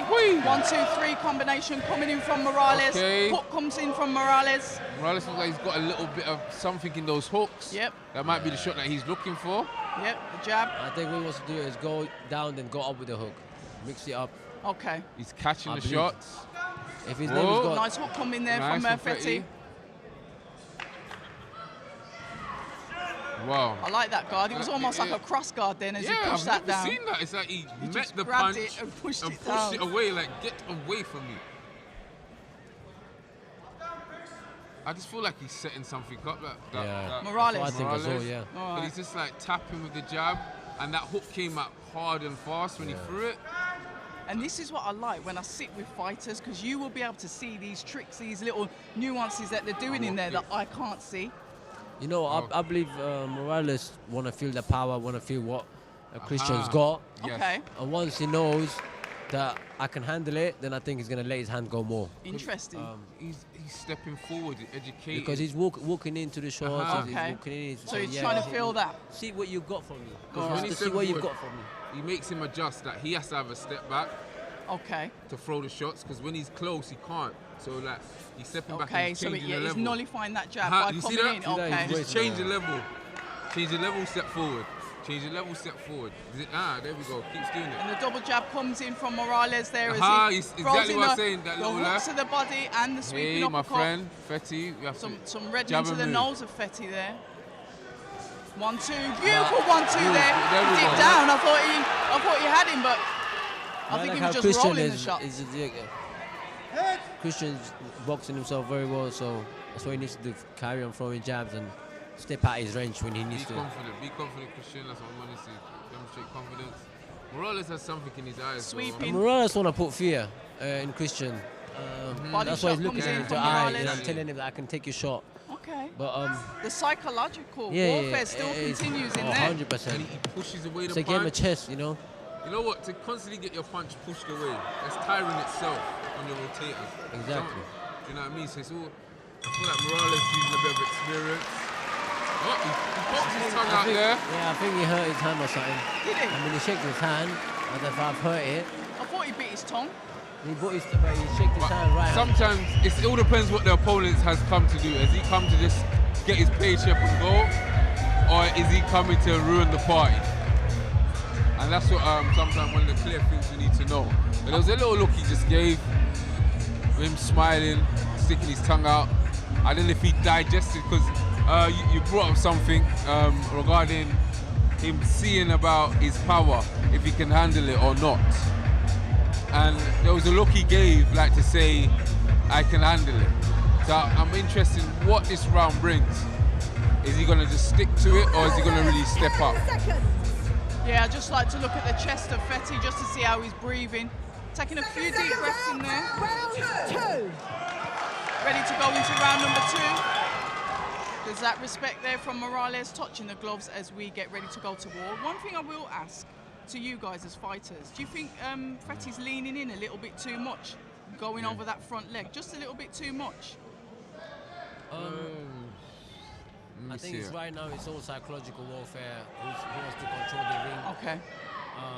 You know, they want to show their dominancy. They want to show their dominancy.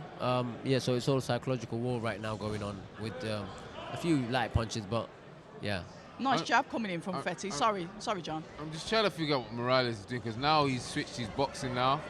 Like, he's showing a different style of it. Like, look, Nice jab. He actually can box Can box, good. exactly, yeah. He's got the left hand quite low, so you know, like, you can't see when the jab Flicking is it, coming, yeah, he when it's flicks coming it out. from low. So he's giving it. So like, if you're reading an opponent, you've come back and downloaded. The coach is telling you got to do this now, but he's come with a new. You're boxing a new fighter this round now. Exactly. Do you understand what I mean? Yeah, and he's boxing well. To be honest, he's using his jab well. He's moving very well. He's making Fetti miss. Yeah, I'm very surprised in seeing this new style that he's coming out with. I think once you see the Air Force Ones in the corner, you Yeah, gotta exactly. know that they mean business. I knew there was something about it. What have they come to do? they were white, so you sort of and ahhing. If they were black, you would have definitely said, I know what time it is. For me, it was a sweatband, you know, and it matched the Air Forces. That's what I was like, It's something. Boy, hey, my friend. Keep that left hand up, Fetti, please. I was about to say he's just thrown. Morales has just thrown another hook. Fetti answers with his own jab to the body. Sometimes, Fetti's dropping the left hand low. Yep. But he's not keeping the shoulder in line with his opponent, so that the shoulder kind of like, how can I say, is your form of defense as well. Right, because if you just got it low, the chin's just open. Yeah. How do you say this? The temple is open as well, so you have to kind of put your shoulder in line with him and at least have the backhand as well. Yeah, because he's getting his head knocked back, and I think he's hurt his nose as well. That jab, it seems to be paying off from Morales. You can see Fetti wiping his nose off there. Something just flew from someone's mouth, but not quite sure what that was. Nice hook, uppercut coming in from Fetti there. It's a great matchup. Double jab coming in from It is a great Morales. matchup. A very great matchup. A great building fight. I don't know what was Morales' record. Did anyone guys? It was. Can I have it? Can you just read it out? Really, please? really deceiving. It's 6-12-5. 6-12-5. Yeah.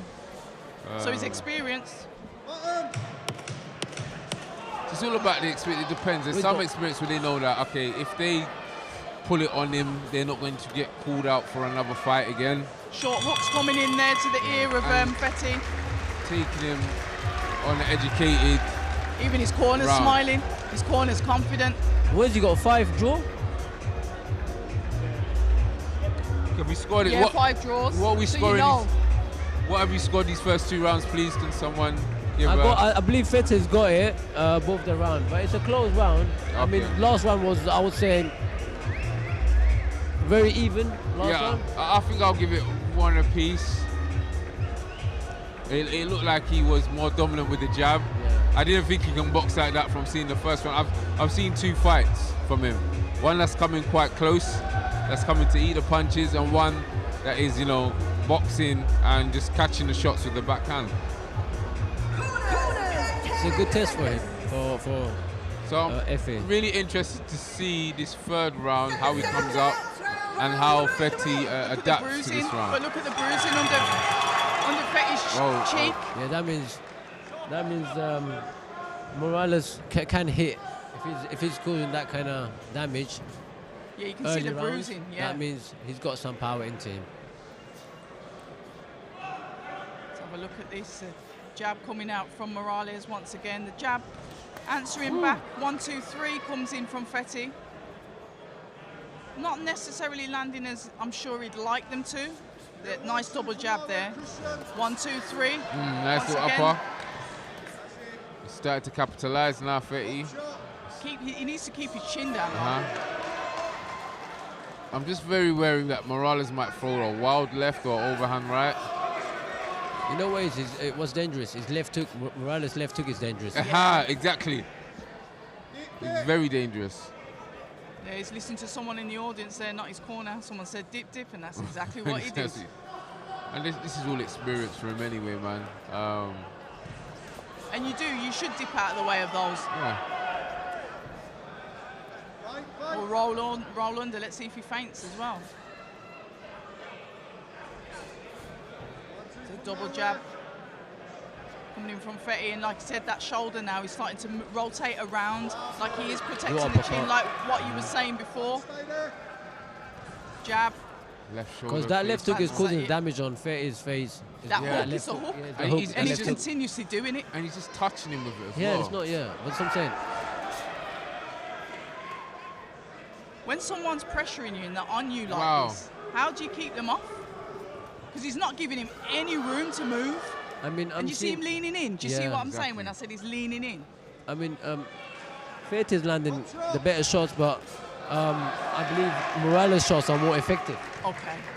I think with Fetti, just answering your question, how he can evade it, neutralize it, touching as well. Like when I mean touching, measure, feints to open up what he's doing. Don't just stand there in the middle and start fighting. Don't stay in his range. Okay. Because if you know someone can hit you, can hit, I believe stay out of their range. Yeah. step in only when you've got a plan to throw something. Everyone's got a certain range that is their mid-range. They can't hit you if you're too far, and they can't hit you if you're too close. Exactly. So you work at that mid-range, or don't be in that mid-range at all. Right, when you can hear them saying the exact same thing, distance, range, that's what it's about. Get out of the way. That's it. 1-2 from nowhere. Who is this behind us? He needs to be in the corner.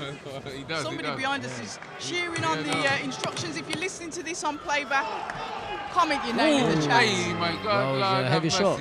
Wow, a hook and a backhand. Freddie's Fetti touching with the answers. left and reaching the right. Hey, That hey. was a heavy shot from Morales. Yeah, he's top. And gave him a handshake afterwards, like to say thank you for doing business. And back to the ball now. He's smiling in that corner. Right, I mean, it's very well matched fight. I feel that as well. Yeah, so it's a very interesting fight. I mean, Fetti, this is a hard fight for Fetti. I mean, I believe this is a lot of, based on, we don't know who Morales lost to. He's got about 12 losses, right? Yep, so, 5 draws. Yeah, so.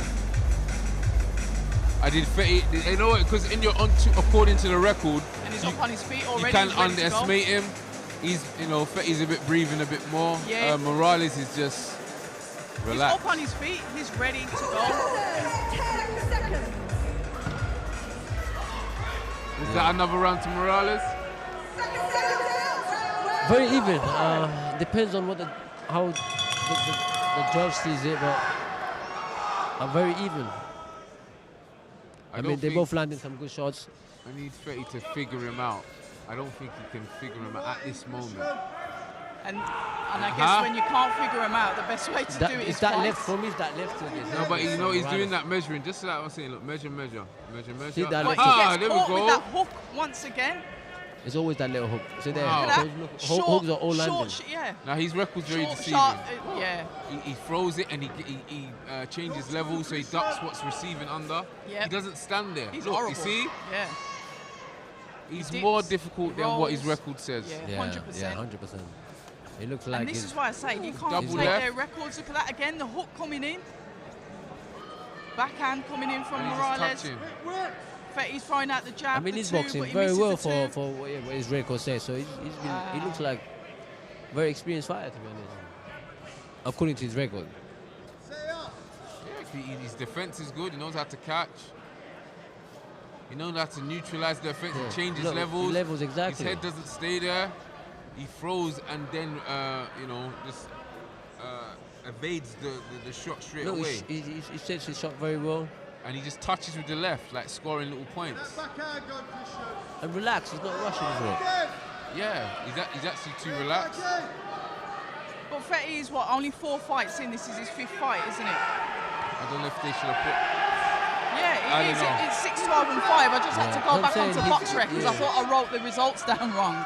But yeah, he is 6, 12, and 5. Alexander Morales. So wait. Yeah, the stats are what they are. He's 6, 12, and 5. Well, who so knows combined in that that's sorry, my maths sorry. That's almost 20. Wait.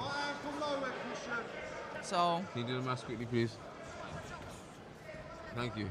Why did you take longer than me? Because I thought I'd wrote down his stats wrong because of the way that he's boxing. Yeah.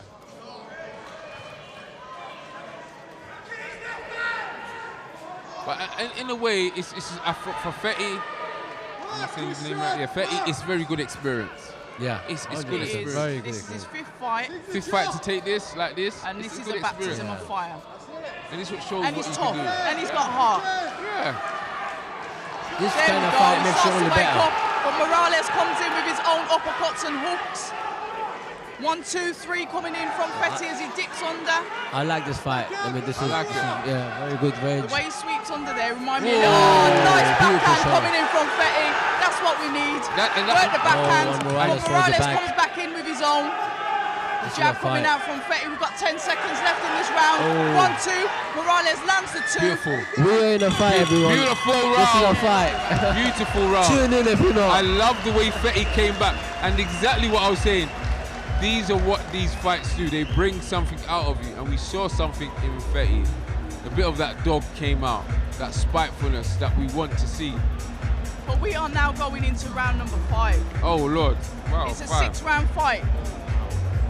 Listen, it's a lot closer than what I was thinking, but you know, I just feel, you know, Fetti just stepped up his last 2 rounds just to be safe on the safe side. I believe half of the round, when the round starts, half the round, Fetti's in control. The second half is Morales. So it's a bit hard, you know, how the judge sees it, but.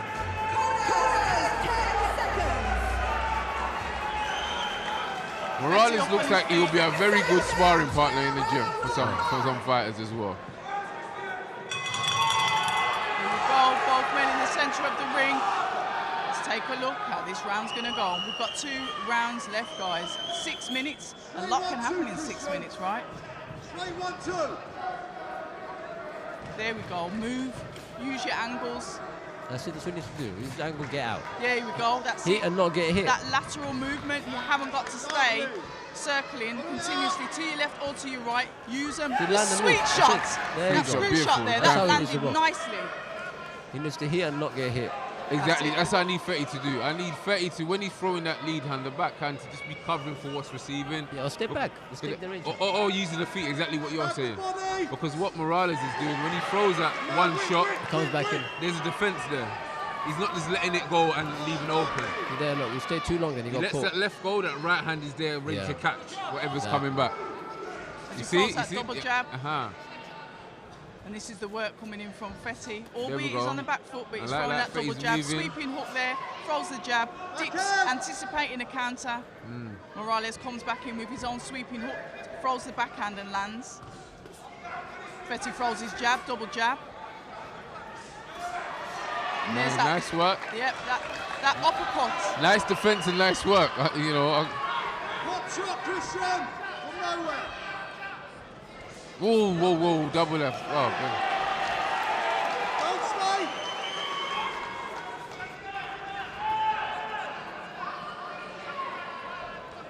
That's lovely. Beautiful. Nice head movement there, Fetti. I feel like he's waking up a bit. Flick up. Yeah, Oh, you're so right. You know, the coach is there. He's listening. The coach is Whoever there. that. He's going to be a family member. Yeah. Probably trained him as an amateur. Yeah, or something. And knows him very well. And knows him very Goes well. running with him. Yeah, or something. that, You know see, what I mean? that was a nice double jab that landed there from Fetti. I mean, that made a difference. He pushed Morales onto the back foot, even just for a second. Fetti is doing a great work, but he's just got to step out. Because the moment he stopped punching, Morales stopped throwing his hand. And then he lands. It's a very good fight, and it's a very good educational fight for Fetti as well. And Fetti seems relaxed now. It's almost like he's getting comfortable as the rounds go on. Yes, as he lands a hook. that's exactly what we want to see. See this there? 1, 2. There we go. Beautiful. Good. Shots, rolling. That's anticipating spite. a That's counter. spiteness. Yep. 1, 2 coming in from Fetti. Morales throwing his 1, 2, 3 combination back himself. Fetti needs to land and move out. Beautiful. Take over. Whoa! Oh, he throws off his own right hand. There we go. Out of the way. You just that step. Hey, watch out. Oh, this is a fight. Good fight. A very fight. He enjoys his job. Morales, look at it. Hey, dancing. I believe Morales had a good amateur pedigree, but just wanted to go down the road as a pro. And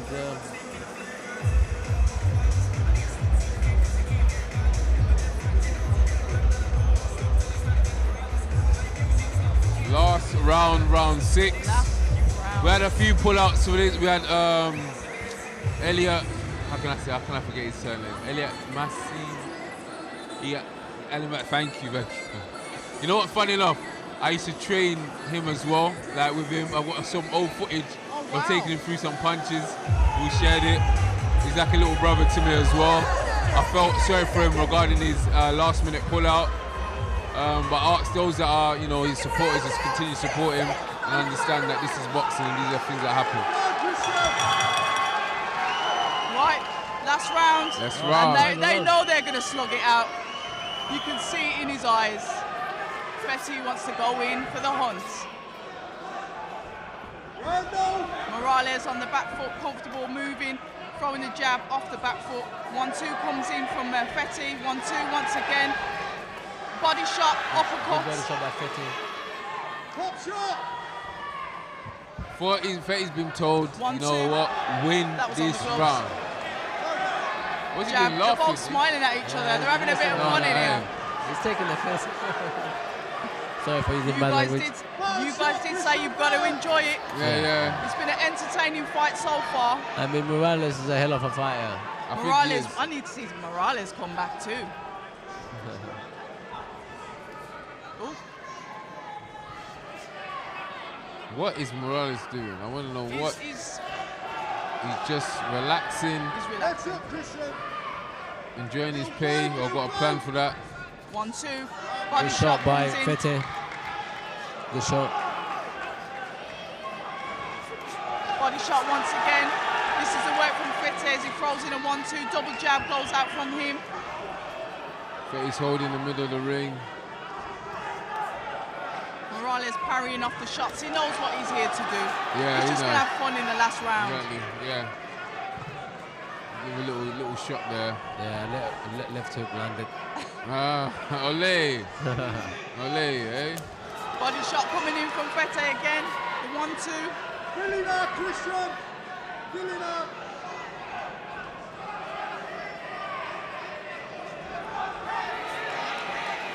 Yeah, it seems like Morales has literally switched off this last round. What's he saying?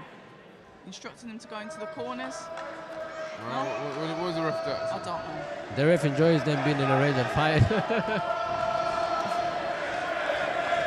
As you can hear the crowd cheering on Fetti. He's definitely brought some people out to York Hall tonight. Oh, he's got a great crowd. Definitely. 1-2. 1-2 to the He's body. winning this round comfortably, Fetti. Yeah, I was definitely. about to say Morales is not doing much now. He you know. Saying that, he just threw an uppercut and a body shot. Oh, nice hook from both of the guys. As Fetti slips and throws his own.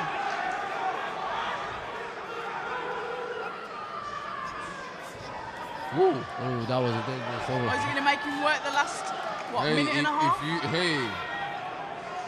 might not get no more bookings, no more Morales if you do that. Minute and a half, I'm saying that. There's 10 seconds left. I know, I thought it was a minute and a half as well. That was a good fight. Okay, yes. Beautiful. Great learning fight for Fetti. I believe Fetti is ahead by a few rounds. Yeah, definitely. Fetti must have just. And like I said, he started to really come into himself the more the fight pushed on. When he relaxed, he started to just get better. He started to understand what he was doing and was able to counteract what Morales was trying to do to him. Yeah, I thought Morales thought that he was ahead, so that's why he was taking the last round of the gas. But it was a great fight for Fetti. It was a great fight for Fetti.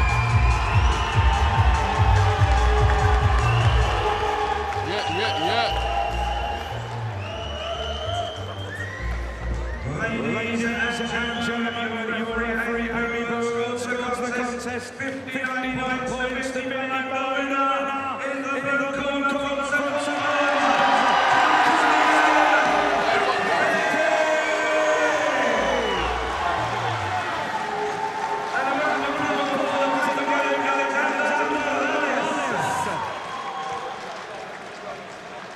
What a night it's been at York Hall. A fantastic evening of boxing.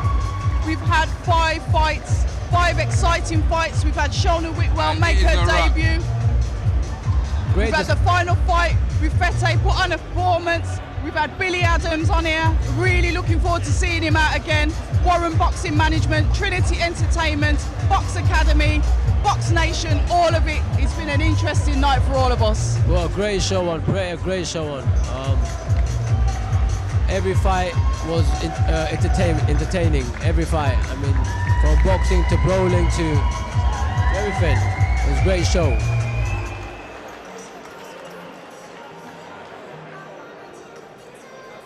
Final pictures in the ring. So what are we, John, before we close off the show, when are you going to be out? Because I know you should have been on this card. I've got that excited with the fights. I forgot to ask, what's happening with you? I'm on recovery from my injury, so I've got to strengthen my injury at the moment. So yeah, that's so hopefully end of June, July, should be back. Thank you all for listening in. Until the next time, take care. See ya. See you.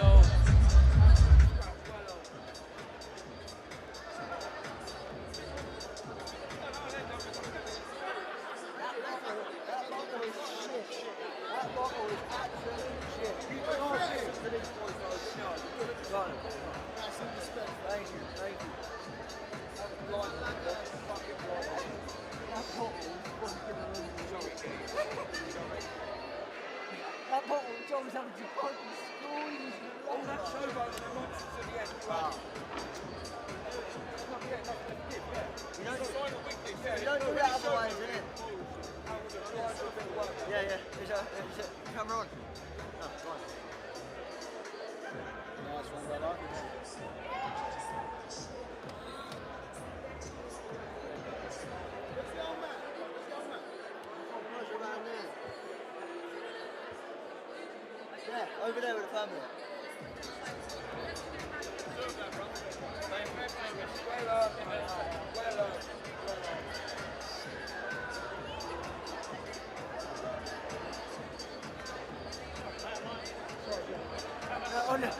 Honestly speaking, what is going on? We're just going to start then Q&A. Is the camera on? Yeah, we're good. Christian Fetti, you've moved to 5-0 at York Hall tonight. Break down your performance. Yeah, I was happy with my performance. Again, same as last time, I always aim for better with each performance, and I believe that was better. Obviously, a step up, my first 6-rounder. With a slippery opponent in there. Last round sort of summed him up as a whole, but yeah, I'm happy with my performance, and I hope everyone here enjoyed it. You stayed really, really busy at the back end of last year. You've started 2025 busy. You're just going to keep on rolling these fights out. 100%. I think, like I said last time, the goal is some sort of title at the end of the year. Hopefully, the WBC Youth, that's what we want. But yeah, just keep going, keep the fights rolling in. I stay ready all year round, and I just want as many fights as I can. We spoke earlier in the year. You said one of your aims was to maybe headline a Box Nation show for a youth title. Is that the goal here? Yeah, that's the goal. Obviously, first headline tonight. Well, it's sort of a dream come true, isn't it? 5-0 and your first headline at York Hall. What more can you ask for? And how did it feel to close out the show? Unbelievable. My adrenaline was going before I even climbed through the rope, same as always, but that was a different feeling altogether. I mean, the whole place was sort of here for me at this point, when everyone else has cleared out. It's all my people, all my fans. And I just want to say, because of every single one of you that buy a ticket, we headline tonight. So Team Fetti all the way to the end. Christian Fetti headlining tonight at York Hall. He moves 5-0. Christian Fetti is your winner tonight. Congratulations. We will see you again very, very soon.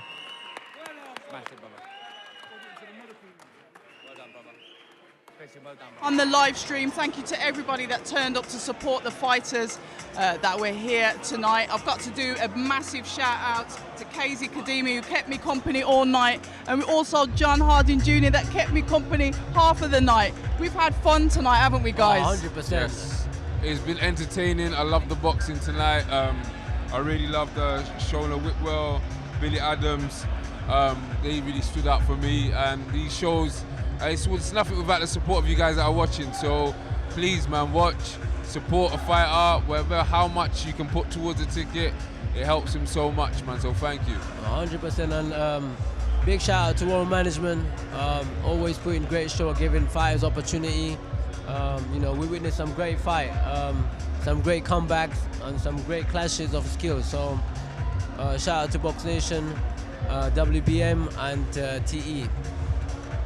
And hopefully we'll get some more fights on the cards. We'll get some more nights like this in London at the York Hall. It's been a good night. So, and I'm going to concur. Warren Boxing Management, Trinity Entertainment, yes. Box Academy. Please, guys, subscribe to the YouTube channel that you've just watched this live stream on. And I think, guys, that's it from us, really, isn't it? I think so as well. It's time for me to run off into the night.